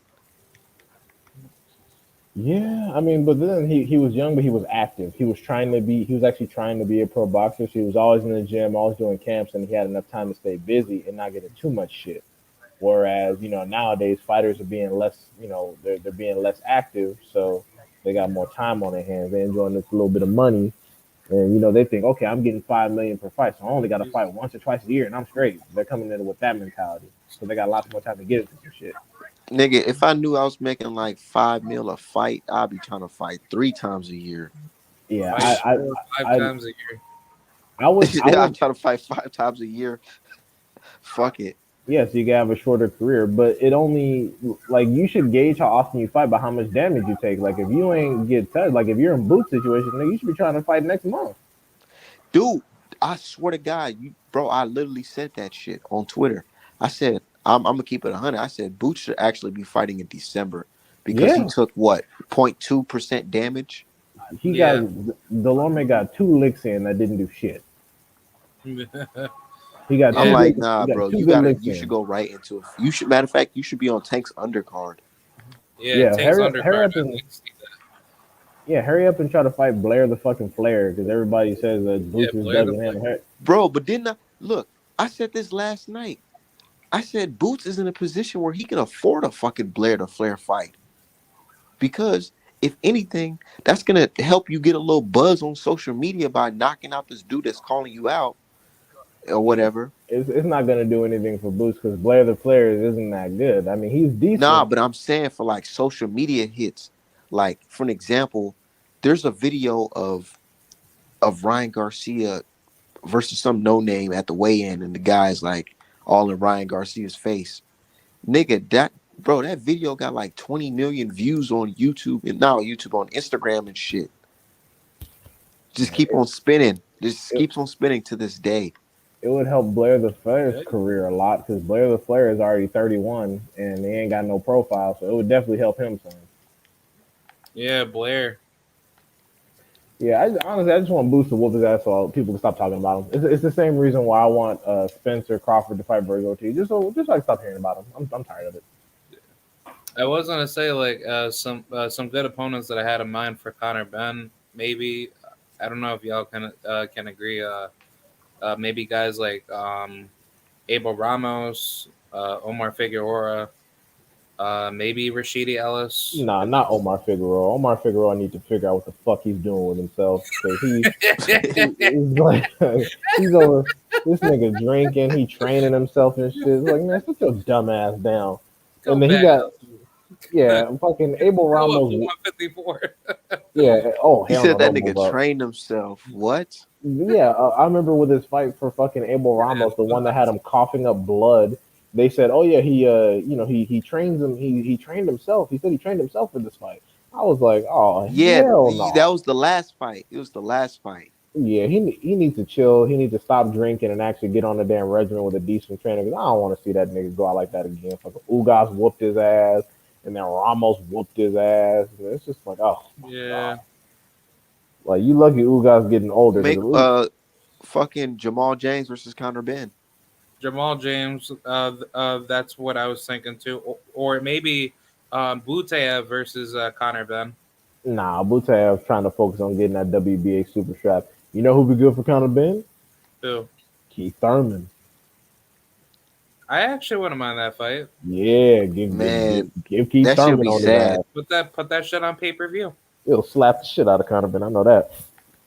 That And should if be sad because I feel like Keith Thurman will outbox the shit out of him. And people Nah. think, oh, he's washed. Keith Thurman will stop fucking Conor Benn, bro. You said what? If he stops Conor Benn, that would be really sad. Keith Thurman will stop Conor Benn. Nah, it's cap. You see them shots, like the same shots that Keith Thurman was whipping on Sean Porter. Them same shots will put fucking Conor Benn ass out. Yeah, so Keith Thurman, he has power. Like he's not like a pushover. Yeah, people think that because Errol Spence couldn't stop Sean Porter that Errol Spence ain't got no power. It's like no, Sean Porter is just incredibly conditioned. Yeah, he's so good. Yeah, it's a different type of situation. That's how Buzz, and it's funny because people are just validating Buzz power now. I'm like, bro, y'all just sleep. Y'all just all over the fucking place. But yeah, Keith Thurman, I think Keith Thurman out of retirement might fuck around and probably stop Conor Benn. Especially the way he runs in the shots. If them same shots from Keith Thurman You know land who on Conor fucking Benn. Conor Benn should have been fighting? David Avanesian. Nah, they said they didn't want them kind of problems. That's so fucking pussy. Like, how Eddie Hearn gonna say his own fight? He's not ready for that. What you mean he not ready for? What is this? But because I don't like. I mean, it's not. not. Niggas like AB when he was in the game, they was already putting him in there with Paul Malignaggi's and fucking who else? Molina and shit. Right away, but he fucking fought Maidana at 147. Like they was taking those type of risks. What type of risks are these fighters these days taking? Well, he's Nigel Benn's son, so he's like, I can't have my baby in there, all, ass hanging out. I don't want him to get exposed too early, shit like that, la da da. So Eddie Hearn doing whatever. They sent an Avanesian over here to get him off Conor Benn ass, because Avanesian gonna come over here with Virgil and get his ass broken half. So so they're like, all right, we got him off your ass. Now we can match you up with fucking Algieri because he can't punch. So if you lose, at least you won't get hurt. Yeah, if you lose, at least you won't get hurt. And meanwhile, David Avenesian over here splitting niggas' heads open in between rounds. They were like, oh Hey, shit. Bro, he got bricks. he beat the shit out of Josh Kelly, bro. I kind of felt bad for the kid. Man, Josh fuck Kelly, Josh he's Kelly. like People nowhere were to trying be to hype seen. him up as like the white Roy Jones. I'm like, man, shut the fuck up. Yeah, Oh, and you know I'm what's the so funny? best Because fighter of this that's generation. that's literally the only reason why I watched that fight, because I remember they were saying things like he's good and he gets the Philly shell Mayweather defense and all that Yeah, shit. there's a bunch of cap. Bro, Yeah. Bro, it's like he doesn't even know how to Philly shell properly. Like every time when I see him Philly shell, like he always keeps getting hit with those like straight rights. It's funny because he has very quick hands, and actually I think his Philly shell is solid. It's just that okay, that's good when David Avenesian is impressing you. Now let's see what happens when you get pressed. No pivots, no counter punches. Like I said, I went to the No bathroom, shoulder came roll. back. I went to the bathroom, came back round 5. I thought Avenesian shot this nigga. There was so much blood. Bro, he I was just man, you like, talking about his Philly shit. His Philly shell had that nigga on the oxygen tank after that. dude, that was just sad, man, because it's like I knew like what Josh Kelly like was trying to do. He was obviously trying to get Avanesian off balance with his jab, and then he was gonna try to maybe punch counter and then probably stick a move, but no, I he mean, was getting banged up. what happened was he was trying to be some shit that he wasn't. He was up on Yeah, all the cards, winning all the rounds. He started getting flashy and started getting caught. He Yeah, wasn't. he tried to get flashy. Yeah, I he tried to do. remember that. He That's tried to one thing do. I remember, because I'm like, dude, why are you getting all flashy and shit? He And tried then to do the Roy Jones. You know how Roy Jones used to say he got his fighting style from like a rooster. He would try to do like the hands down rooster defense, the no look left hook, and all that bullshit. And the Avenesian was like, "Oh, so you leaving your head open? Bing bang, boom boom boom." And the next thing you know, his shit was bleeding. leaking. Bro, I haven't heard from him since. Is he gonna retire? Fuck no, they're just trying to look for some. They're trying to. What they're trying to do is they're trying to keep his profile reasonably high while probably trying to find him. Like they're about to reduce his competition by a lot, and they don't want his dude. stocks to be some bullshit. But after that head leakage, he's probably thinking, shit, maybe I need to sign with like Boxer or Pro Bellum or one of these places where ain't nobody fucking fighting right now, so I can get back on track.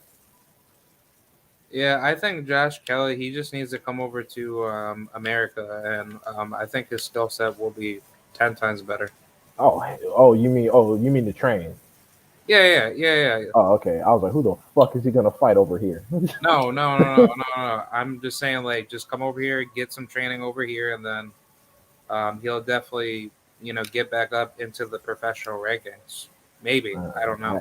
Yeah, I mean he's already 27, so it depends on how much his skill set. Oh shit! I'm looking at his fucking records. This man got a draw with Ray Robinson. Yeah. He also Oh, this nigga was exposed before David Avenesian. Oh hell no!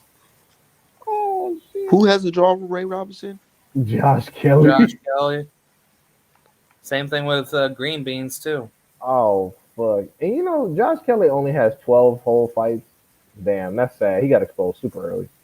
Dude, I don't understand like why he thinks that he's good, but at the same time, it's like your trainers are not giving you good fighting instructions. Who? Josh Kelly. Oh, I mean, I think they were advising because I actually watched the fight. I think they were advising him well. It's just when his head started leaking and then he started taking punches because the blood was getting in his eyes and he couldn't see. And David Avenesian was on that ass. They were just like, "Oh shit! All right, we got to cut this shit off. I ain't trying to see this." Yeah, bullshit." sorry, bud. Yeah, they just threw in the towel. I'm like, yeah, that's the right Threw decision. that Because towel. but yeah, hey, I'm not gonna lie. I feel like that was kind of a good idea though, having like the oxygen tanks nearby. he lost a gang of blood. He lost a lot of blood. It was gross. I was like, oof. I mean, how do you clip someone's head like that and like just literally leak a shitload of blood like that? Probably because he ain't had no Vaseline on them gloves, and that shit cut his head open. Yeah, yeah. And Really? yeah, I mean, if you hit it at a weird angle, because it looked like a surface level scratch, to be honest. Yeah, So a because lot I've of seen. Oh, the sorry. no, go ahead. No. Because I've seen that in certain female bouts too. But I guess like for like certain like men's bouts, depending on like what type of gloves that the fighters are using, maybe it could be like due to like the certain texture of that glove that's chipping you every time like when you get hit, right? That could possibly force like your skin to like possibly get cut, right? Well, he got the cut, but the issue was he kept getting hit in that damn side of the head. So every punch made the shit worse. Like first it was just a cut, then it was like bop, bop, bop, and then the shit started trickling. So they were just like, "Oh hell, he can't even see. Cut this shit off." Yeah, that's sad, man. Yeah, I mean, like I said, they were trying to make this kid seem like a world beater in his first 10 fights, and then I was like, all right. And it's funny because I honestly had him beating David Ebenezer because David Ebenezer not that fucking good. His best win is like a 47-year-old Shane Mosley. So I was like, oh, Kelly should be able to handle this bullshit. I You mean, when fuck around and made me look stupid. the only fight that I saw him fight was against Lamont Peterson, and Lamont Peterson was beating the shit out of him. Yeah, yeah. So I mean, And yeah, I but mean, I don't think David has ever fought another American style type of fighter like that. Ever again as of recently, right? fucking, I don't know. Let me see. Look at it because, like I said, he beat up Shane Mosley. That was one. Uh, he actually got knocked out by green beans. Oh fuck. Yo, Green Beans knocked him out. They feeding this nigga to the wolves. This is a Oh my bad god. situation. So Yeah, he lost his second pro fight to a rando. He got a random. draw in the 15th fight. He lost to Lamont Peterson by UD. He got cooked by some damn green beans. And then he's been winning ever since. But he's been fighting bullshit. He's been fighting the Spanish dude La Haraga. He fought three Spanish dudes, whooped Josh Kelly. He beat up Liam Taylor, and it's like, okay, now you coming over here to see Virgil Ortiz? What the fuck preparation is that? But and that's the person that Eddie Hearn said isn't ready for Conor Ben, or Conor Ben isn't ready for. What does that say about Conor Sense. Ben? That should be a easy knockout. Shit, if Avanezen has actually learned from the Green Beans fight, because most people don't want to say it, but Green Beans and Virgil Ortiz Jr. fight pretty similar. If he's actually learned from that fight and can make some adjustments, he might fuck around. Especially because we know that Virgil Ortiz, his chin isn't made of granite, so it's like, oh, you fuck around and do another exposure. Virgil Didn't Ortiz got hurt in that Green Beans fight. He didn't almost got Bernie get stopped. knocked down? He had one of those Crawford knock. Yeah, That fight was damn near similar, but yeah. Crawford styled on Green Beans better than that. Yeah, I thought, and everybody sucking Virgil Ortiz dick because he stopped Green Beans 1 round quicker. Oh my god, 1 round quicker! Holy oh fuck! my god, But it looked like you was damn near about to get stopped. It could have easily been stopped bro, if that Green fight Beans was just about ready to knock him out. was on Top Rank. They would have waved Virgil off. Yeah, they would have. Yeah, if that fight was One, on Top Rank, they would have waved the shit two, off. three. Okay, stop the fight. Stop the fight. Virgil Yeah. Ortiz gets knocked out, and then like Top Rank will just hype up Green Beans and be like, he's like the greatest fighter since I Since guess Sugar Ray Robinson. Sugar Ray Robinson.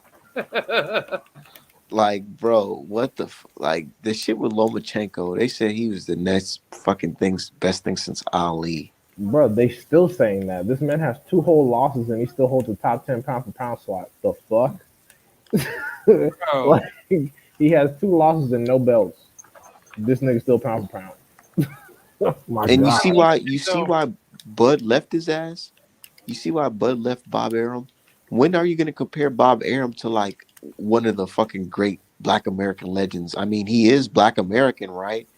You would think you compare the Black Americans to the fucking their ancestors compared rather than fucking Lomachenko and who else? Yeah, because people keep forgetting that this like being internationally competitive compared to America, a lot of the rest of the world is underdeveloped, and that's not an insult. That's just what it is. You know, a lot of the other nations are underdeveloped. At that time, Western Europe was probably the only threat when it came to boxing because they were the ones that had most of the economic power, which is why their people had enough time to go in boxing gyms and learn and train because you need a stable lifestyle to devote some time to boxing. Like people think I'm being discriminatory when I say this, but a lot of other places like Russia, Cuba, Mexico, especially, they didn't start getting internationally competitive until probably after the 60s and 70s. Like Mexico didn't really even become internationally relevant in boxing and probably till like the 80s, to be quite honest. Yeah, that's true That's because why the best fighter ever was Chavez Jr. the very first champion out of Mexico was I think his name was Battle something. But basically, like that first champion out of like Mexico wasn't even like recognized until like Yeah, I think like 30, 40 years prior to that. But I mean like Mexican boxing has not been as prominent compared to American boxing. yeah, it didn't. Mexican boxing didn't really start popping off until Salvador Sanchez, because Yeah, and Salvador Sanchez didn't fight Felix Trinidad Sr. until 1979. So yeah, so basically it was like around the 80s when they finally got popping, which is why it took them until 2018 to have a relevant heavyweight champion of the world. So it's like, y'all think that it's just been, oh, we've been running box. No, you haven't. You literally have not.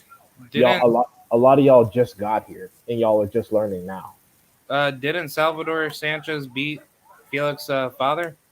Yeah, he beat. Yeah, he actually no. I don't remember if he won or lost that fight. Let me look it up. I want to say that he lost that fight. I could have sworn.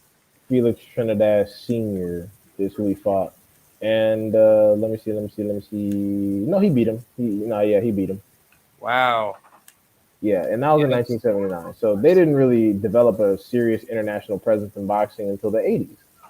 Yeah. And yeah, and the same is a lot of it's due to the Cold War, why a lot of boxers didn't get around because they had bad relationships with the West. But it's the same in Eastern Europe and Russia.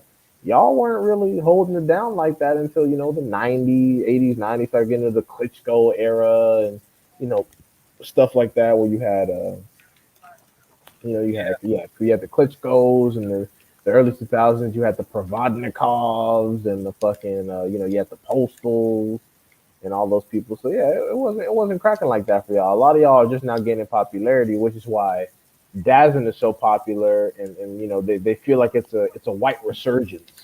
Like Do you finally, know that they're making a documentary on DAZN about Lomachenko, Usyk, and like Vodchik? I believe it. Wow, that's actually really weird. It's random. It's just so random to me because Lomachenko and Vodchik are not DAZN fighters. Yeah, that's what the zone is. The zone is just the place where there are almost no black people. That's why the zone is incredibly Yeah, popular. it's just like Because when I probably ask people, they say, "Oh, PBC is dog shit, and the other promotions are better." I'm like, "Okay, that's great. Name me give me the top five fighters from any division in both Top Rank or DAZN without googling. They don't know who the fuck fights over there. yeah, They nobody has only to know know. who Yeah, they only know who the media promotes. They'll name me Lomachenko, Tiafimo, fucking Xander Zayas, Berlanga. They'll name whoever's on TV the most often. But if I say pick any random division and give me the top five fighters that are ranked over there from any division without googling, and you won't know what the fuck to even say because you don't know who the fuck fights over there because nobody fights over there. Yeah, top rank does a very how should I say? They politicize their fighters a lot when it comes to promoting them. Who? Top rank? Yeah, like I'll just use Edgar Berlanga as a great example. Because Edgar Berlanga, like ever since he was like on the come up, don't you kind of like notice that they kind of like used a lot of I guess like certain venues to like draw out certain Hispanic and Black communities to support Edgar. Well, But it's not. Yeah. It's not black. It's mostly Hispanic. Because even It's on Bob, Puerto Rican. And yeah, look, I'm he, telling you, and people get upset when I say this. I'm like, dude, they Berlanga, they try to Puerto Rico us to death when it comes to that. and Xander Seriously, Dias. like Top Rank, they know what they doing when it comes to promoting like the Latino. Dude, look at Bob Arum. Bob Arum's Wikipedia literally says he concentrates on Hispanic fighters. They don't even keep it secret. They're like, yeah, he focuses on the Latino influence. Yeah, And I feel like everybody know that like PBC caters to like more of the black crowd or the Mexican American crowd. Let me copy and paste. I'm gonna copy and paste the sentence that's on the Wikipedia in the private chat. Or should I do it in the public chat? Yeah, I'll put it in the private chat first. That's the sentence from copied directly from his Wikipedia, so y'all can see it. Says Aram has concentrated largely on promoting Hispanic fighters in recent years, citing surveys which shows boxing the most popular within the Hispanic community. Yeah. Yeah, And it's just because the demographic shifts. He's not focusing on who's good, who's not. He just that's what I'm yeah, saying. He just builds up whoever, and then people are like, oh, top rank matches their fighters kind of tough, and I'm like, no, they match them based on what they're used for. Like Shakur Stevenson isn't being matched tough because they want to show he's the best. No, he's being matched tough because he's supposed to take an L by now. It's yeah. it's what they did with Rigondeaux. When Rigondeaux fucked up and beat Donaire, they shelved him until they found someone that could take his ass out. That person was Lomachenko. it's like they damn near punishing him for winning. Yeah, because you're not supposed to win. It's the same with Kenneth Sims Jr. Kenneth Sims Jr. was not supposed to beat Elvis Rodriguez. The Yeah, he wrong was supposed to lose. the wrong man won that fight. So now I can't wait to see when Kenneth Sims Jr. fights next. Me too. if he fights next, we don't know what's gonna happen to him now. Yeah, that's my biggest problem with like the matchmaking and boxing, because a lot of these fighters that are not politically protected, they're not consistently active, and that actually makes a huge burden on those fighters' careers that want to stay active. And Who then the fans try to be saying like, "Oh, well, this inactivity needs to stop with this particular fighter," but then when people don't understand, I guess, of the business aspect of those fighters' struggle, then they basically just start jumping the gun to say like, oh well, those fighters need to be more active if they want to be better in their career. But it's like, how the hell can they do that if they can't get any consistent fights? Yeah, their promoter can't even get him a fight. Or they'll just say, well, they're beating up bums too regularly. They'll be like, oh, you're beating up bums, you're beating up bums. I fight 5 times a year, but you're beating up bums. It doesn't matter. Like, if they're not going to like you, they're not going to like you regardless. The whole activity versus non activity, that doesn't matter if you're fighting Yildirim's. Like, Jake Paul is fighting 3 times this year. Congratulations. It means nothing. Yeah, They're and that's like, what they keep on mentioning with Canelo. He fought 4 times a year. I'm fucking like, bro, did so? you not see who the fuck he fought? That was a politicized fight schedule. That wasn't a, but that wasn't like a 50-50 tough matchup fighting schedule. Yeah, Yeah, but it's not like he fought Charlo, Benavidez, and Andre back to back to back. Like, there's a and that's what kills me because I'm like, bro, you Canelo fans, there's a big difference if he was to fought like a Charlo, Benavidez, and Andre back to back. His legacy would be fucking viewed as what probably the greatest Mexican fighter ever, it's based funny off of because him just fighting Black Americans, undefeated Black Americans, and Mexican Americans, and beating them. check this Sure. out. Check this out. So, because they talk about his activities. So, when the year he fought Golovkin, guess how many times he fought? Once, One, Twice. And twice. guess who the other opponent was? Chavez Jr. Yep. Yeah, he was like, nah, man, I can't test myself like that anymore. So it's a massive difference in comp. Also, people getting it twisted. He fought only 3 times this year. So he fought Callum Smith in December 2020. Yep. and he fought Yildirim, Saunders, and Plant this year. People saying he's fighting 4 times this year. He only fought 3 times this year. So this is Yeah, what the he fuck only I'm saying. He fought like yeah, people just get on his dick for any fucking reason. Just and then all these boxing pages that have this massive following, influencing casuals, will keep repeating bullshit. Oh, he's fighting 4 times, 4 times, 4 times. He only fought 3 times this year, the same number as Jake Paul. What the fuck? What? Like, stop. Look who the hell he's fighting, dude. Dude, I'm gonna keep it 100. Canelo's fighting dudes off their worst performance. He even fought Caleb Plant off his worst performance. and he barely won that fight. Barely. And look, don't say that because they're gonna say that you're a Canelo hater. People had Canelo up every single round. Yeah, they had those. They were seeing the fight through C.J. Ross eyes. I mean, it's kind of funny that people would say that I'm a Canelo hater, but like when I talk about any Black American fighter, they'll always talk shit like about those guys more than Canelo. So Dude, like, I Just I look at their literally pound for picked pound list. I literally picked Canelo to beat Plant, and Artman had the opposite. They hate me more than Artman somehow. It makes no sense. I literally had Canelo beating Plant. They hate me more than Artman. you Artman hate picked Plant. Mexicans. Yeah, So wait. yeah. I guess that's what happened. Like people forget that. Like they get on my ass about the show, and I'm like, bro, I was literally the only one on the show picking Canelo to beat Plant, but somehow I'm the idiot. All right. Yo, but when I was debating a bunch of Edgar Berlanga fanboys, and telling them that I believe Costerius is going to give Berlanga problems, and they were trying to tell me, shut the hell up, man! Like you are just like hating on fucking Berlanga. You know, don't you want Berlanga to win? Come on, man! Like you got to be supporting like your Puerto Rican bloodline. And I was like, yeah, I want him to win, but at the same time, styles make fights, right? Well, hold Berlanga up. Berlanga has Berlanga fans. showed Lubin showed us that Berlanga cannot deal with the American style. No, he can't. I It's didn't too even know much for him. Berlanga. I didn't even know Berlanga had fans. To be quite honest, I was like, who the fuck is really a bro? Like, can honestly say I'm a fan of fucking Edgar Berlanga at this point. He literally has not done enough in the damn sport. I mean, but look, like you got.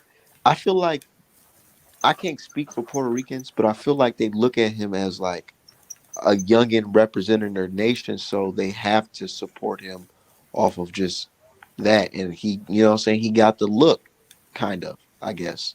Yeah, but there's plenty of other Puerto Rican fighters that like real hardcore, like non-biased, like Puerto Rican boxing fans.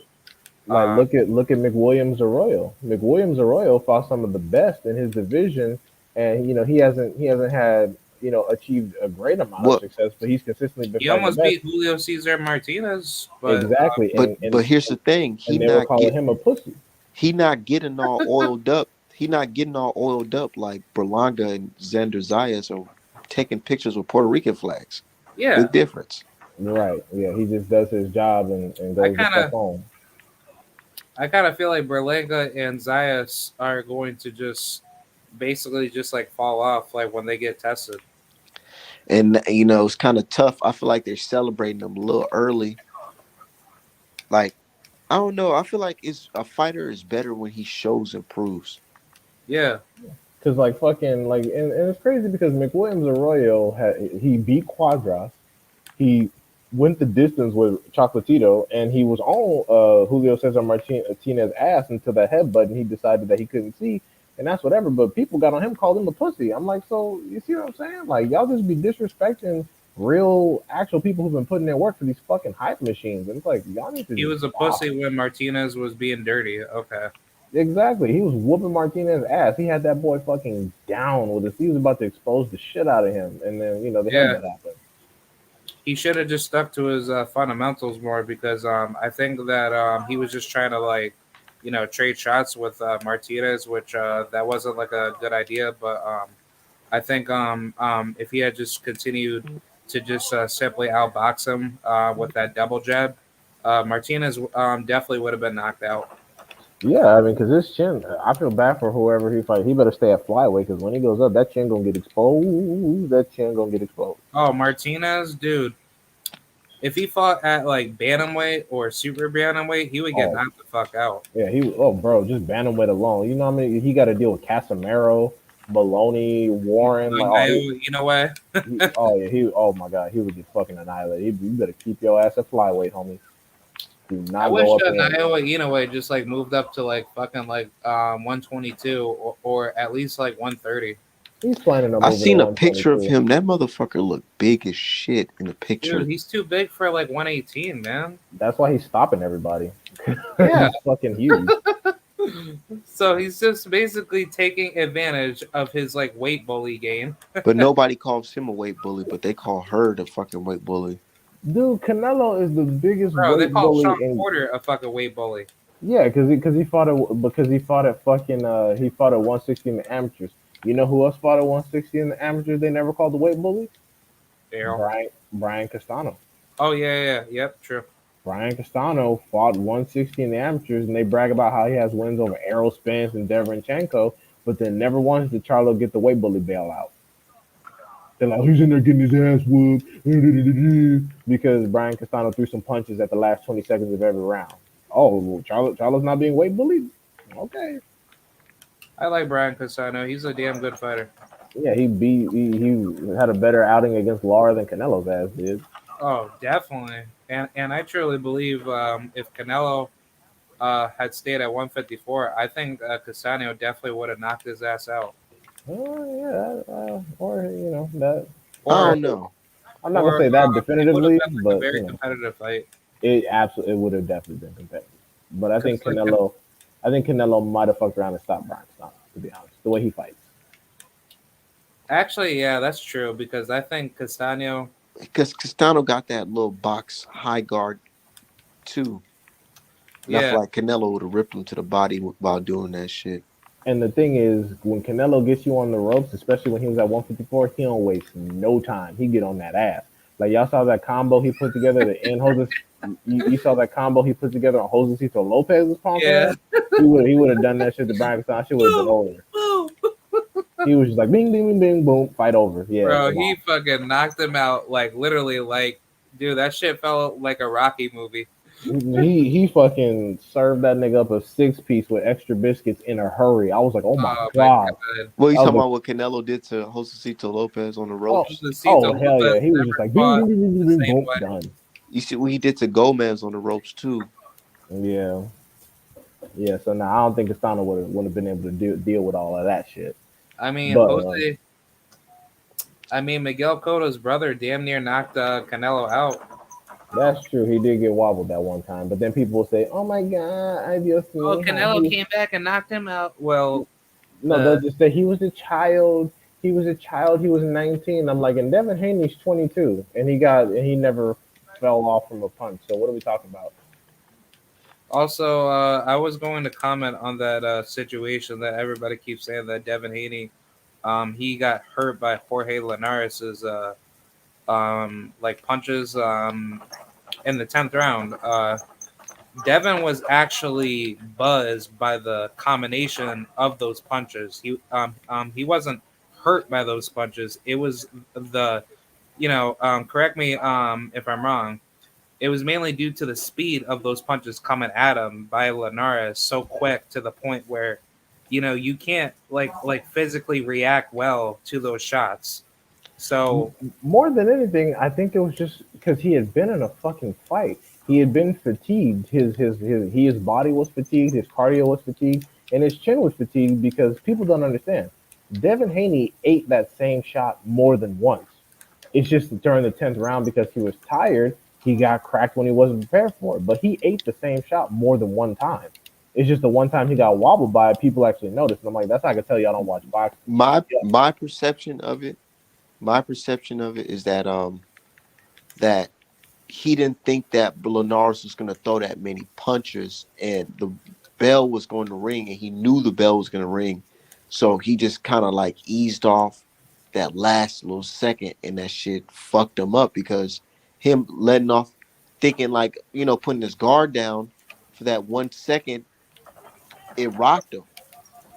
Yeah, I Yeah, mean, but he people fucked up. It would happened. say that Devin Haney has a glass chin, but that's obviously not fucking true. Because if he had a glass chin, why didn't fucking Jorge Linares push Devin back with his jabs? If Devin Haney, If he has a glass chin, why did he didn't get dropped? Right, if Devin Haney had a glass chin, Teofimo Lopez would have been undisputed by now. right. That's just all there is to it. If Devin Haney really had a glass chin, Teofimo Lopez would be the undisputed lightweight champion of the world right now. But Because he last ain't Look, because he had some bullshit. look, the fans, the haters, and the fans, they seen that last 10 round, that 10 round or whatever, and that's what they thought Devin Haney is.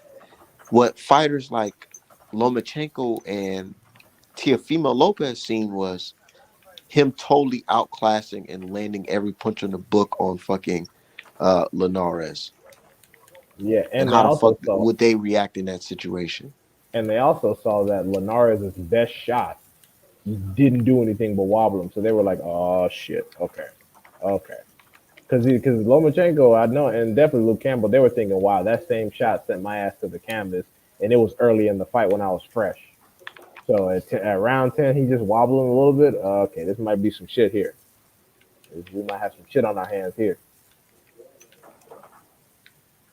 yeah, but I think Devin's chin is actually very good. I think if he were to fight Gervonta or maybe any killers at like 140, 147, he would just need to be careful to not take too many punches heading into the championship rounds. He's gonna make it a boring fight, and they're gonna label him boring. Yeah, his chin, his chin, like, okay, like I don't even count that as honestly. I think that chin test he passed. But people like Davis and Regis Prograis, nah, I don't think his chin holds up to any of that shit.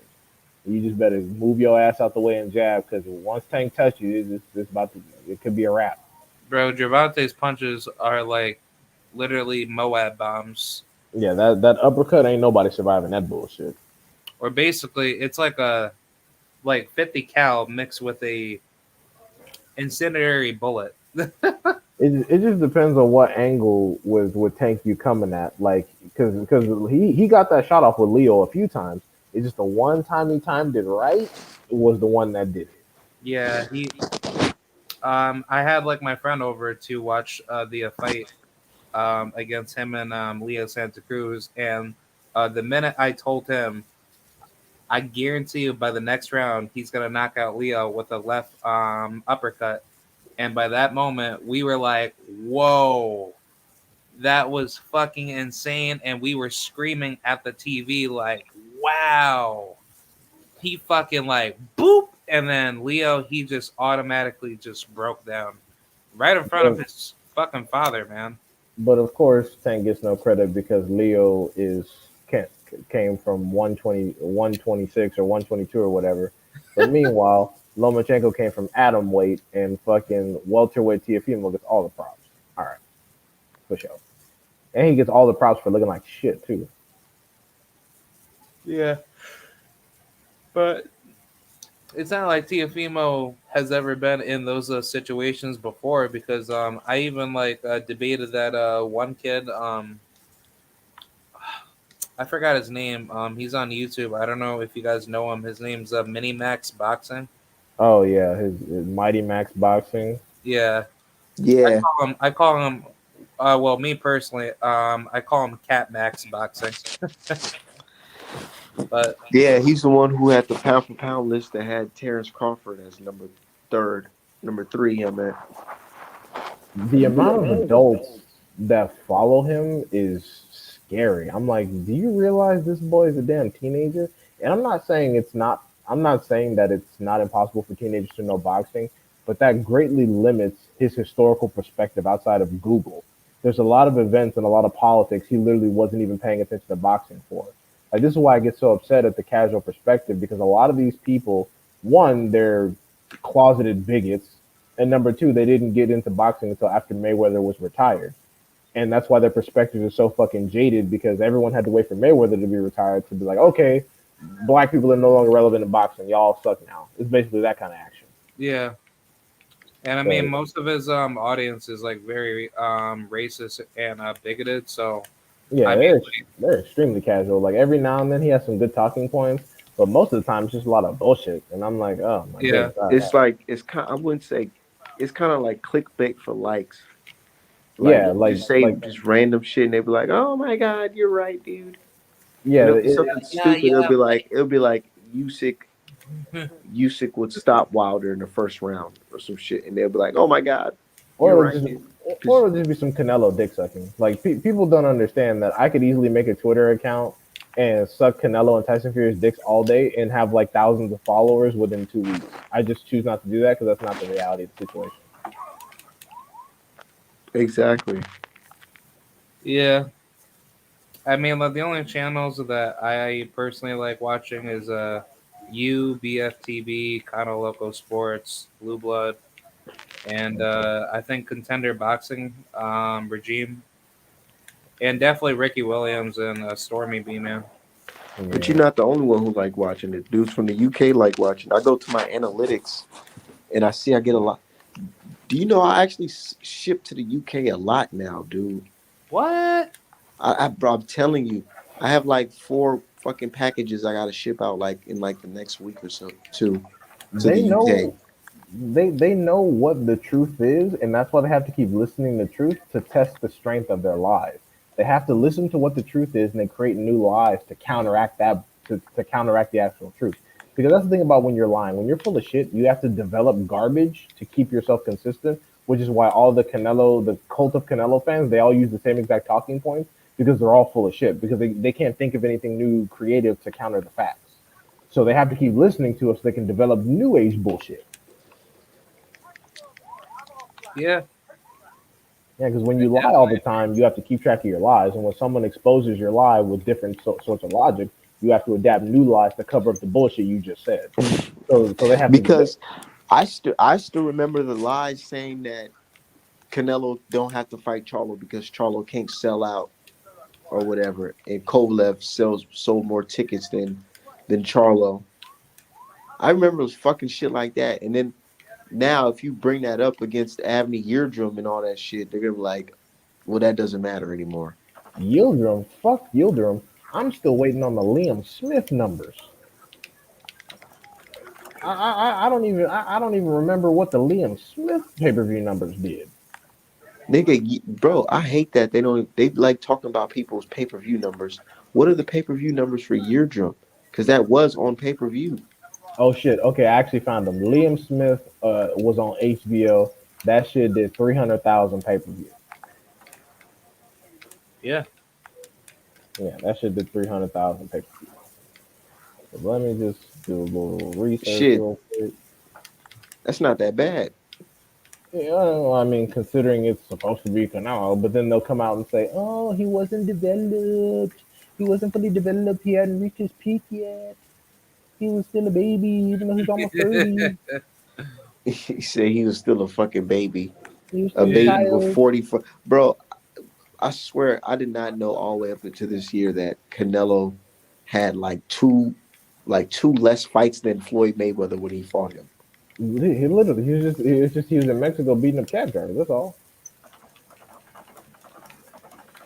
I'm pretty sure Canelo beat up somebody older than Mayweather in Mexico I mean, at he a did. younger age. I mean, he fought Sugar Shane Mosley before Mayweather, and Sugar Shane Mosley was fucking 41. Yeah. If anything, you being young should give you the advantage against the older fighter. They know that. they fucking know that. Think about it. When Ugas fought Manny Pacquiao, they say Ugas was too old. I mean, too young. Well, they all had they all had Ugas getting his ass whooped, and then fucked around and changed that shit up. Yep. And now people are saying that Ugas beat Spence. No. Yeah, right. Oh my god! And it's funny because these same people will follow Mighty Max and they're like, "Oh, Ugas beat Spence," but then they forget that before the WBA fixed Manny Pacquiao situation and made him active again, Ugas and Spence was being scheduled. Spence wasn't backing down from Ugas. Spence was like, okay, you got the WBA. All right, fine. It's your ass. I'm gonna whoop. Oh, Manny Pacquiao got it. Okay, well then fuck you, Ugas. You wait over there. Manny Pacquiao gonna get it. And he's like, shit, Manny Pacquiao lost. All right, I'm back on Ugas' ass. Okay, now it's you and me. Like, so he doesn't really care. I don't like. And people keep forgetting Ugas has lost to nobody, man.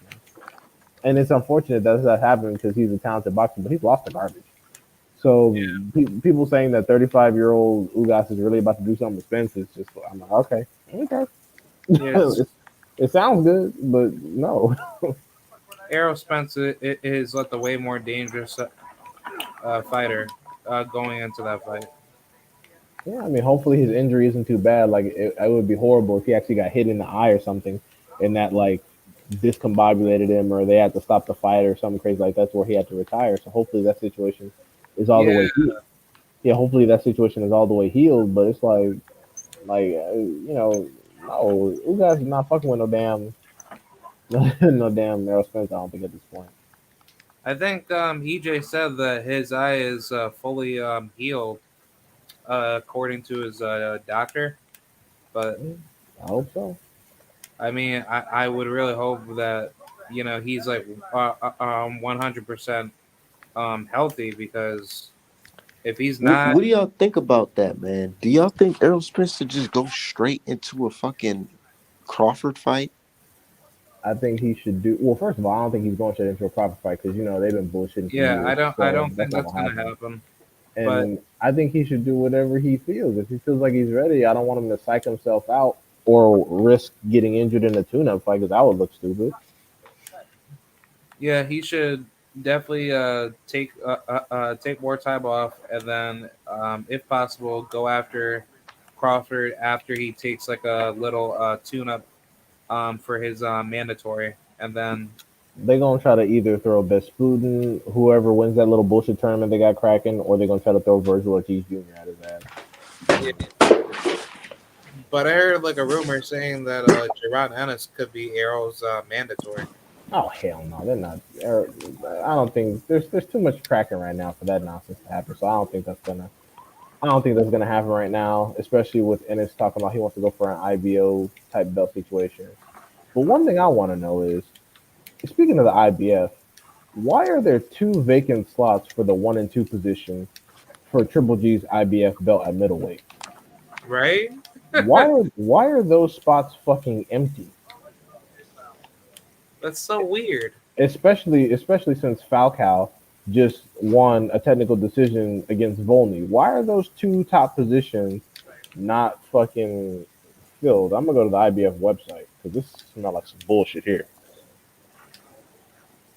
I mean, I wanted to probably switch subjects with Gerard Ennis. Let's just say Gerard Ennis could probably just go for the IBO belt, and then after that, maybe he could try unifying with EJ, if that's possible. I don't know if EJ gonna want the IBO. Like, I don't know if he's gonna want to take a Duran in his fight for an IBO belt out of it. I don't think that's gonna be a situation like that.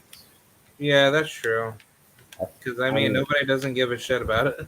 yeah, it's a high risk situation. Some people say it's not a high risk. I think it's a high risk situation in which you get the IBO belt in return. Eh, pass.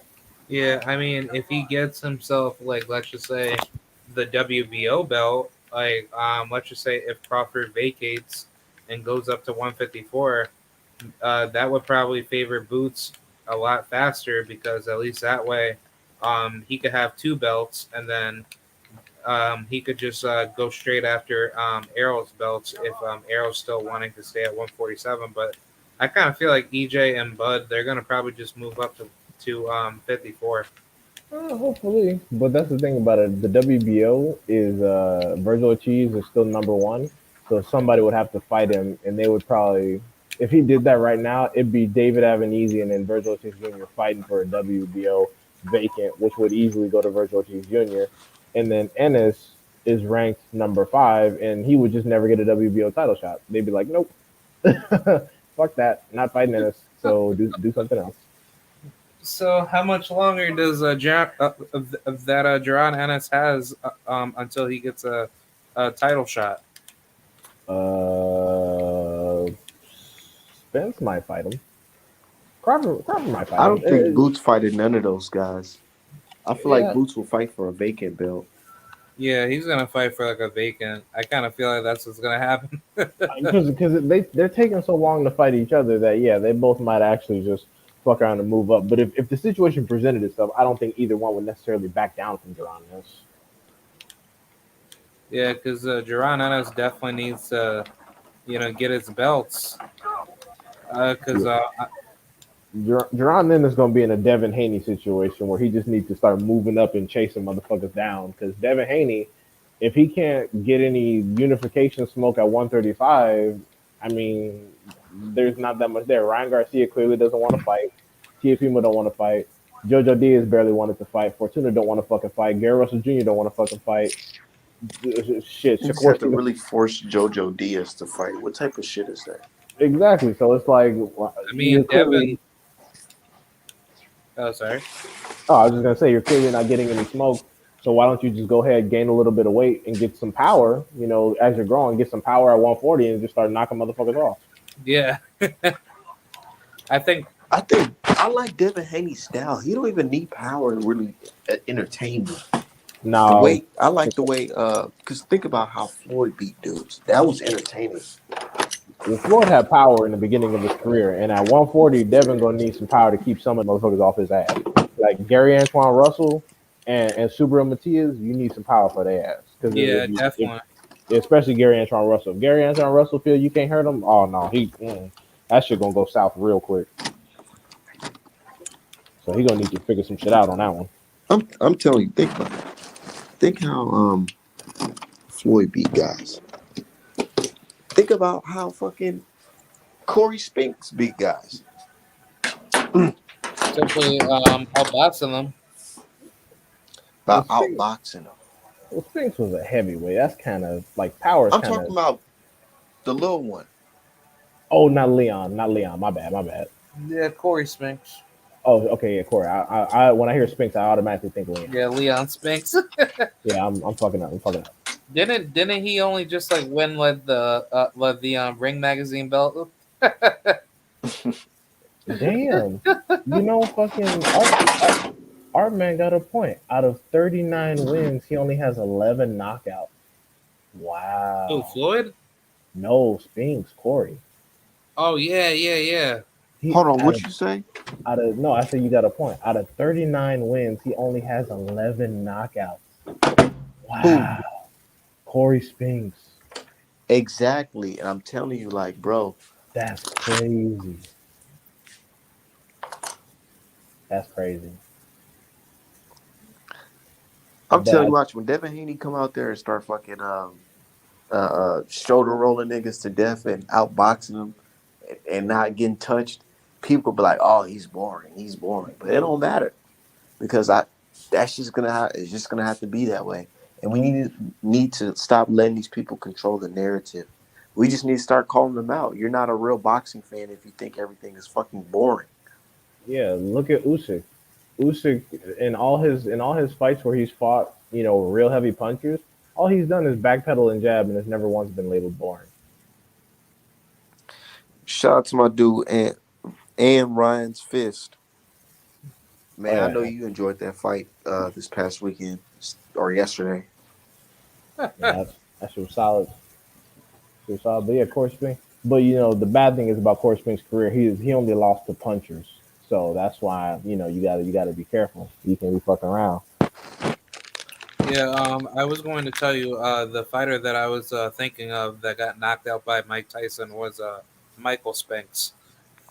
Oh right. Yeah. Yeah, so Michael Spinks got his ass whooped, but he beat Larry Holmes and Jerry Cooney. Yeah. Yeah. But nah, especially like with the new age of fighters coming at 140, because 140 didn't used to have this much power in it. Now we got some cannons in there, so it's a difficult situation because 140, 135, there were some knockout punchers and stuff, but it used to be more the pure boxing divisions. 140, 140 ain't had that much heat. 140 hasn't had a lot popping since like the Adrian Broner days and shit like that. But now all of a sudden we getting motherfucking knockout artists. We getting fucking Taylor, Prograde, Matias, Gary Antoine Russell stopping motherfuckers to the body. So it's like, oh shit, it's a different ball game at 140. So Yeah, I'm not it saying is. I'm not saying that you got to win by vicious KO, but if you don't have enough power to keep certain motherfuckers off your ass, like, yeah, Yeah. it's a bad situation. I mean, like, take a look at Paul Williams. He doesn't have that much power, and he was dominating people at, like 147. That's true. I mean, shit. Even fucking what's his name? People like I'm not gonna say Andre doesn't have power, but people like Andre. I mean, he clearly has power. It's just that's not his emphasis. Yeah, He he's more of a pure boxer. yeah, and honestly, I'm getting really pissed off that he's kind of like falling for the public narrative, saying like, "Oh, I came to get a knockout because y'all told me to get knockouts." I'm like, no, don't do that. Don't do that because you're gonna do that with the wrong person and get your shit pushed in. Yeah, because I think he was trying to please the fans, and he was trying to like basically dick right for the audience. Yeah, and it's like the fans already don't like you, bro. They're not going to like you. It's never going to happen. If they were going to like you, they would have given you your respect already. But they're saying you're a guy who don't fight nobody, and whenever you talk about fighting one of their favorites, they lose their fucking minds. They're like, no, no, no, you don't deserve it. No, don't fight him. He sucks. Oh. And I'm just like, y'all all sound fucking pitiful. Do you realize that if Canelo had beat Demetrius Andrade, he could have actually made some history, but instead he just settled to do what five other people did, but with weaker opposition? Because that's all he did. Five other people have already done what he's done. There's no history. I mean, you can say he's the first at super middleweight and he's the first Mexican, but congratulations. Look at your opponents: Callum Smith, Billy Joe Saunders at 168, which no one wanted to see, and Caleb Plant, who had no profile. I mean, come on now.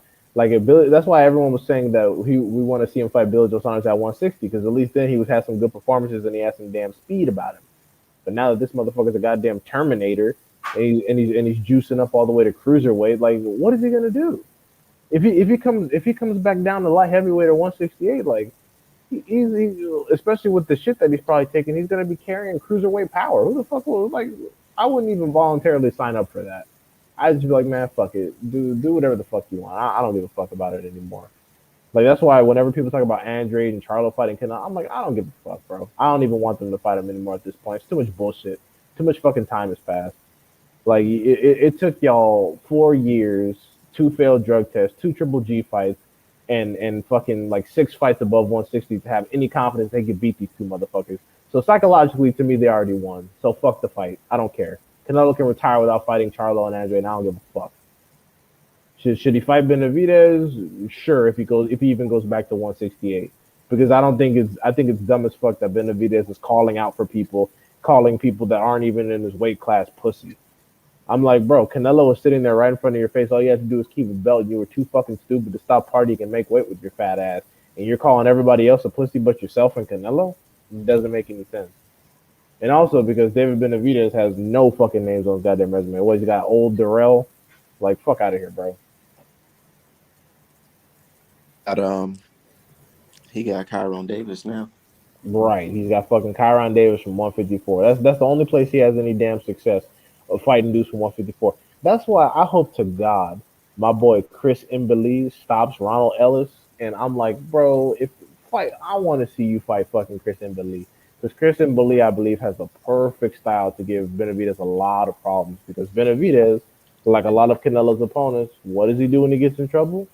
He shells up. He goes to the high guard. So I cannot wait to see how he does against Ronald Ellis. Because Christian Beli will only with he's only ranked with the fucking Ring magazine with his bullshit rankings. So he's not on the official WBA, WBC, IBF, WBO. But if he gets this one, I hope he hops on one of these and starts fucking knocking some of these motherfuckers off. Because I'm like, fight this dude. You know, it's so funny. Every time they be like, Canelo, he got undisputed so fast. Dude, David Benavidez had that belt Why? What makes you think that, or what did he do different from Canelo? Why did Canelo get the undisputed and David Benavidez couldn't, and he had the belt way longer? Yeah, if David Benavidez was responsible, he would be undisputed at 168. He'll run through the same people and probably like he would have stopped Caleb Smith. I'll tell you that. David Benavidez would have fucking stopped Caleb Smith. Especially that version of Caleb Smith that showed up. Yeah, that one was fucking trash. David Benavidez would beat the shit out of him. Oh shit! And I wait, hold up. I'm what the fuck? I'm looking at the IBF rankings and what the fuck? The IBF is up to some bullshit. The IBF has 2 spots vacant for the 1 and 2 slots for Gennady Golovkin, Canelo Alvarez. Better be have got an IBF Mando, and then Breedis doesn't have a Mando for the IBF, and then Usyk don't have an IBF Mando. Number 1, they up to some bullshit here. The IBF, I don't know what the fuck is going on. Yeah, why it seem like WBC and WBA the only one with Mandos these days? The WBO has Mandos, they just don't force fights no more. But the IBF actually forces fights, which is probably why they got the slots clear, because the IBF makes you fight or defend, because it's the only one based in the United States. But anyway, that's just Dude, why do I fuck with Gary Russell, but why does he still have a belt? I mean, because he fights his fucking Mandos. But I'm saying he hasn't fought in a long time, nigga. And ain't nothing wrong with him. He not in no arbitration. I don't know. Maybe the WC fucking. I mean, because they could try to strip him, but every time they probably threaten him, they probably gonna fight somebody. Like I think someone was. I think Ray Vargas is supposed to be trying to challenge him. Yeah, that's what I thought. Yeah, so we might actually get it. We might actually. Gary Russell just pop up and just fight the tough mandatory, just whoop their ass and just go back into hiding. Basically. He whooped Joe Diaz's ass. That shit was funny. Gary Russell Jr. and Mark Magsayo is gonna be crazy. If he does what he's supposed to do, and Mark Magsayo gets next, because Mark Magsayo is third in the rankings. Is that fucker? Oh man, that shit will be fireworks. Why do you think Gary Russell fights like one time a year? Just that consistent paycheck. You said what? Just that consistent paycheck. Like it's there, and his Mandos aren't unbelievable. Because he always be asking for too much bread whenever it's time for him to fight like a marquee opponent. Like whenever it's time for him to fight a fucking Tank or Devin, he always act like it's some 50-50 shit. And it's like, dude, only real boxing heads value your skill set. To the casual masses, you ain't nobody. He told Gervonta, he said, I want you so bad. Yeah, nah, he was blowing smoke just like Tevin Farmer was blowing smoke. Tevin Farmer don't really want to fight Tank. Tevin Farmer, I'm so pissed off with Tevin Farmer, bro. Like, he should have took that fucking Gervonta Davis fight. Then they offered him like a cool $1 million or something. Some shit, but that don't make no sense because all he would do is get in there and get folded. Like they want a lot of money because they know that they're gonna have to take a lot of time off after getting finished fighting Gervonta. That's the problem. Because look at like all of Gervonta's opponents haven't just. I don't think they've all instantly bounced back. So where's Leo at? Shit, he's still asleep. Nah, I be seeing Leo Santa Cruz at a couple of these fights. Yeah, nothing recent though. He ain't thinking about fighting shit else. He's like, you know what? Is it? They got one of them uppercuts. Like, is it worth it? Do I really want to continue boxing? To be quite honest, because that whole punch made me rethink a lot of shit. My dude said blackballed. But you said Gary Russell blackballed? I don't think Gary Russell blackballed. I'll tell you this, ain't nobody trying to call him out for his belt, though. I'll say that. Nobody is just trying to run up on Gary Russell and unify real quick. So clearly he's still dangerous, but people will just figure inactivity and age will get to his ass, and then he just won't be ready. But it's like, no, he always says, I stay beat ass ready. He always works out still. He always in shape. Always in shape. What you in shape for no fight? Fuck it. This is a healthy lifestyle to live, you know, in case, like I said, in case one day somebody just decides to sick a hard ass Mando on him and he could survive. I'd just be pissed having to pay sanctioning fees every year and I'm not even fucking active. You Like, want to hear a funny story about Gary Russell and me? oh, So you actually got into actually, a Gary Russell? yeah, actually one day I drew a picture of Gary Russell a while ago, like a long time ago when I first started.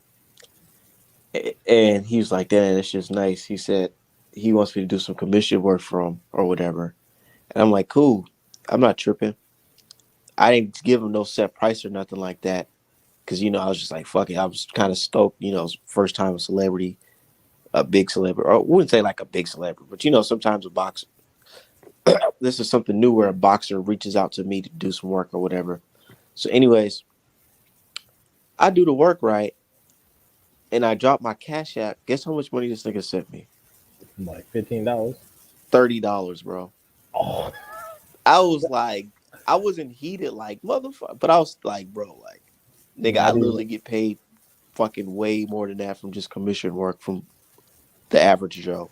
not even like a courtesy 100 because you're like a fucking millionaire. Just Yeah, that's what I'm saying. Like, I thought the $30. nigga was gonna at least send like bro. I swear I wouldn't even expected nothing. I was like probably like 100 or 200.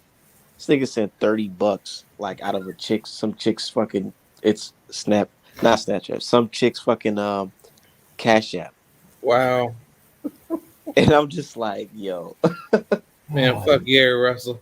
nah, I Gary ain't say fuck all that, but I was just like, okay, nigga. Russell, going Gary. That's going out bad there. I mean, but yeah, I mean, he clearly, like I said, I feel like if you're a champion, you can make fights happen. People will fight for a title, especially if they ain't got no profile. So I feel like Gary Russell is he's just happy with the consistent paycheck. He's over there training his brothers. But what's bad is I hope his brothers don't pick up his habits because his brothers ain't fighting either. And Antonio and Antoine ain't fighting shit. Bro, right now they can be considered the best boxers fucking out of their division if they're fighting more often. Gary Antoine Russell has the ability to upset anybody at 140, and that includes Tank Davis. This Yeah, motherfucker fought in some fucking New Balances Yeah, they be fighting in Jordans and shit. They crazy. and whoop dude's ass. I said, man, what the fuck? damn. Yeah, so yeah, I hope they don't pick up his habits and start just like, oh, I'm gonna fight once a year, once every 2 years, and I'm gonna just fuck around like no. I was listening to his brother speak, and his brother was like, he was like, yeah. He said, the way I eat like a bird. I don't eat nothing, but just little shit. I'm like, man, these niggas is fucking. They so in tune with this shit, bro. I like their energy.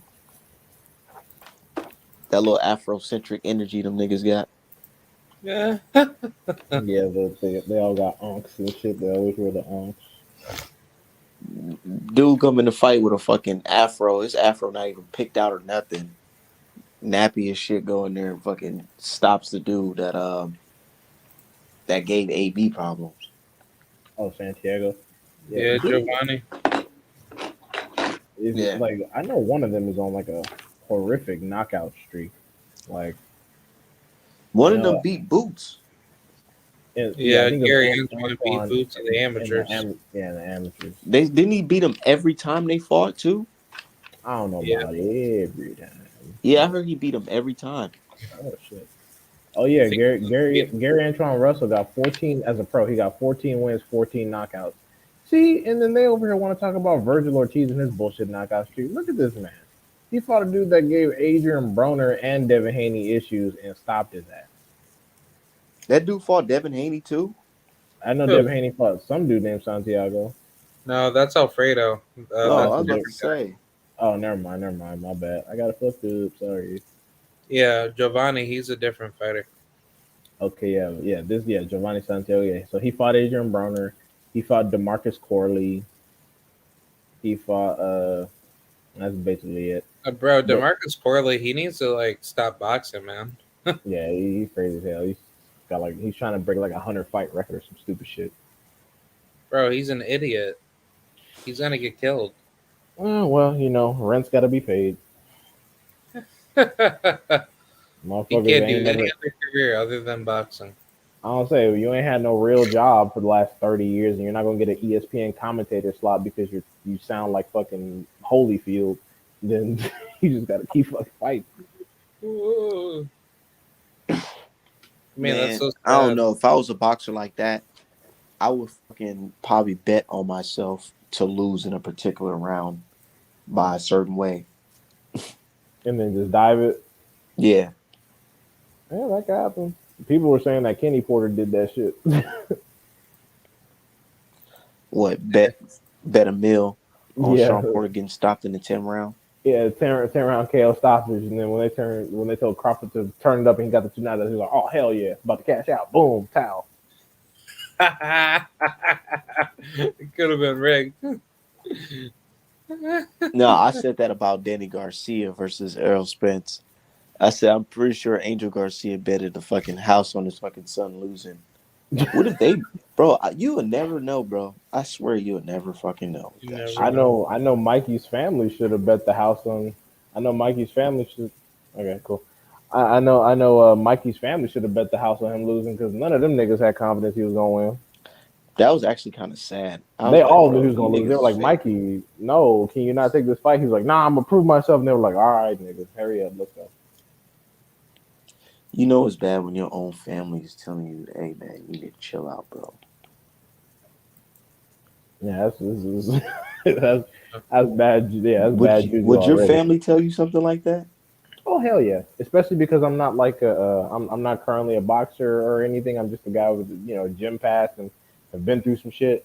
But yeah, no, like if I was ever a pro boxer and my family started monitoring the sport, they would tell me like, David, be careful. Is there any way you could maybe da da da da? And it's up to me to either show them that they're wrong or show them that they're right. It's up to you. So they put all You that remember energy. Buster Douglas? Yeah, Buster exactly. Douglas' own mama told him at first was like, "Yeah, son, I don't know about this one." And he was like, "Mom, man, shut up. I got this shit. He ain't nothing. He's just a man like me." And then came in and upset some shit. That's one of the things about. That's why one of my favorite fighters is Evander Holyfield because even Mike Tyson said in an interview, I was looking in Evander Holyfield's eyes and he didn't have a lick of fear. And Mike Tyson was like, "Okay, this might be some different shit right here." And then lo and behold, start getting his ass whooped. He was like, "Oh shit." I don't care what nobody say. Prime, all that bullshit. Holyfield will beat Mike Tyson 10 times out of 10. Yeah, Yeah, that's true. He's just a more gifted boxer and he punches just as hard. punches Way, like way better. crazy. Because you got to think about it. Mike Tyson has to do a lot because of what he lacks as a heavyweight. Like the Yeah, height, you he's little. know, he's small. So he has to do a lot to get guys out of there and to compete. But then when you go against a guy like Holyfield, who's already fucking stacked like that, and then he got the speed and the combinations too, and he's taller than you with reach and advantage, it's like, dude, he's like your kryptonite. Yeah. If you Yeah, can't And stop him within the first 3 rounds, then what? I mean, because people be forgetting that like Holyfield beat Foreman, and he's one of the only. I mean, outside of maybe Muhammad Ali when Foreman was much smaller, he beat up like the older, like super heavy, fucking Foreman who was a damn tank, and he had enough power to fucking stagger his ass. Holyfield was walking back to the corner like, oh shit, I don't know if I'm gonna be able to get through this shit. Man, that So, type, I ain't gonna lie, I feel like that's the fight that put it on his brain a little bit. yeah, yeah. I remember he got back to his corner. His coach was like, "You got to jab, George. You have to jab." I was like, "Yeah, man, you about to fuck around and get slept." Holyfield let off like fucking 5 hooks in a row. I'm like, "Oh shit." No, I remember that fight, not watching it live, but I remember watching it over, and I seen that Holyfield hit. Uh, hey, whose controller that's making all that noise? Is that you? Yeah, Oh he's yeah, playing yeah, yeah. Halo. Sorry. I can hear the Halo in the background. Yeah. Nah, but he hit what's his name? Fucking George Foreman with like a fucking 10 punch combination, bro. Yeah, he was going off.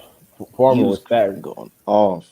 Foreman was staggered, and that goofy ass cross guard wasn't guarding shit. He was like, "Oh shit." They were like, "You have to jab, George. You have to jab." Hey, nobody does that shit no more. Nah, man, nobody. I mean, unless you're fucking David Benavidez against goddamn Porky Medina, then you get all the credit in the world for that shit. No, I'm saying nobody punches. I mean, no, nobody does their defense like George Foreman, Oh, the cross guard? the cross guard. I haven't seen that in a minute. Nah, you know who does it? You know who does it? Fucking Stan Jonas. I've seen Stan Jonas do it a few times. He does that. What, the cross guard? Yeah, every now and Shit, again. do that shit against fucking Boots Ennis. Your ass is done. Oh god. I think, yeah, now there's no type of guard to really prepare you for boots. You just gotta not get hit. Because even if you're in the guard, he'll like pop your fucking elbow out of place or some shit. Man, that guy's the goods, man. He's the goods, but I want to see him against more people. Yeah, the people are trying to get Thurman to sacrifice himself, but he's like, nah, man, I need a big ass check because the rent's due. And we're just like, all right, Thurman. You gotta impress that wife too. Yeah, you gotta pay what you weigh, dog. Like people, like that's how I know Thurman's half white because he's never heard sayings that you gotta pay what you weigh. You gotta pay how you weigh, dog. Like right now, you light in the ass in the game right now, so you can't be coming in demanding all this money like you have fucking clout and you've been inactive as fuck. So it's like you gotta pay how you weigh, bro. You could tell he kind of desperate too, because this nigga even said, "Fuck it, he'll take a tank fight for the right check." And she is, I don't like if that's how you want to go out, Thurman, whatever, bro. But you're not gonna get more than Tank, and Tank's getting like 10 million. So I'm not sure what you expect total. He probably expect 10 million too. Yeah, see, and this is why you can't do business with goofy ass Thurman. That's what we're talking about. And then he's talking about, okay, I want to skip the line to fight Spence, nigga. Oh my god, like people were busy here. Like you just expected to come back out of retirement like you was somebody. I'm like, I and know then he feel a certain type of way because he was supposed to beat Manny Pacquiao. hell yeah, I had him beating Manny Pacquiao. He came in and made me look stupid. Yeah, he sure did make me look stupid. I told Pops, I'm like, yeah, Pops, he about to do it. Yeah, I was like, oh, Pacquiao getting stopped. And then fucking next day, I'm looking retarded. Hell yeah. But my thing is, his ass stupid as hell. Ain't nobody tell us that. Tell him to say, "Oh, I don't care. You can be on any drug. I don't care." Yeah, that's nuts. That's dumb. If you have, because again, this is how people. I mean, you can get killed in boxing, and you can get killed by people that are natural. So it's bad enough you got somebody on steroids, and Allegedly. oh right, allegedly, but just no Olympic style drug testing, which is what people don't want to admit. That's why the first Floyd fight didn't happen The first Floyd fight. with Manny Pacquiao. Because yeah, Freddie Roach admitted on camera that they turned it down because Manny Pacquiao didn't want the Olympic Oh style yeah, drug. yeah. You're right. Yeah, he just said he didn't want the Olympic style drug testing, and it's like exactly. I'm not gonna say what he was or wasn't doing, but it's like, come on now, Bro, it's stupid. It's like somebody said, "Oh, you would have drug test me for some weed," and I'm like, "Hell no, I want to do that shit." Why don't you want to do it? Why can't you do it if you don't do it? Because I Yeah, don't like needles, nigga. But you it's got fucking tattoos and shit. not a good look. Not a good look. Not a good look at all. But shit, I'm gonna close out this show, man.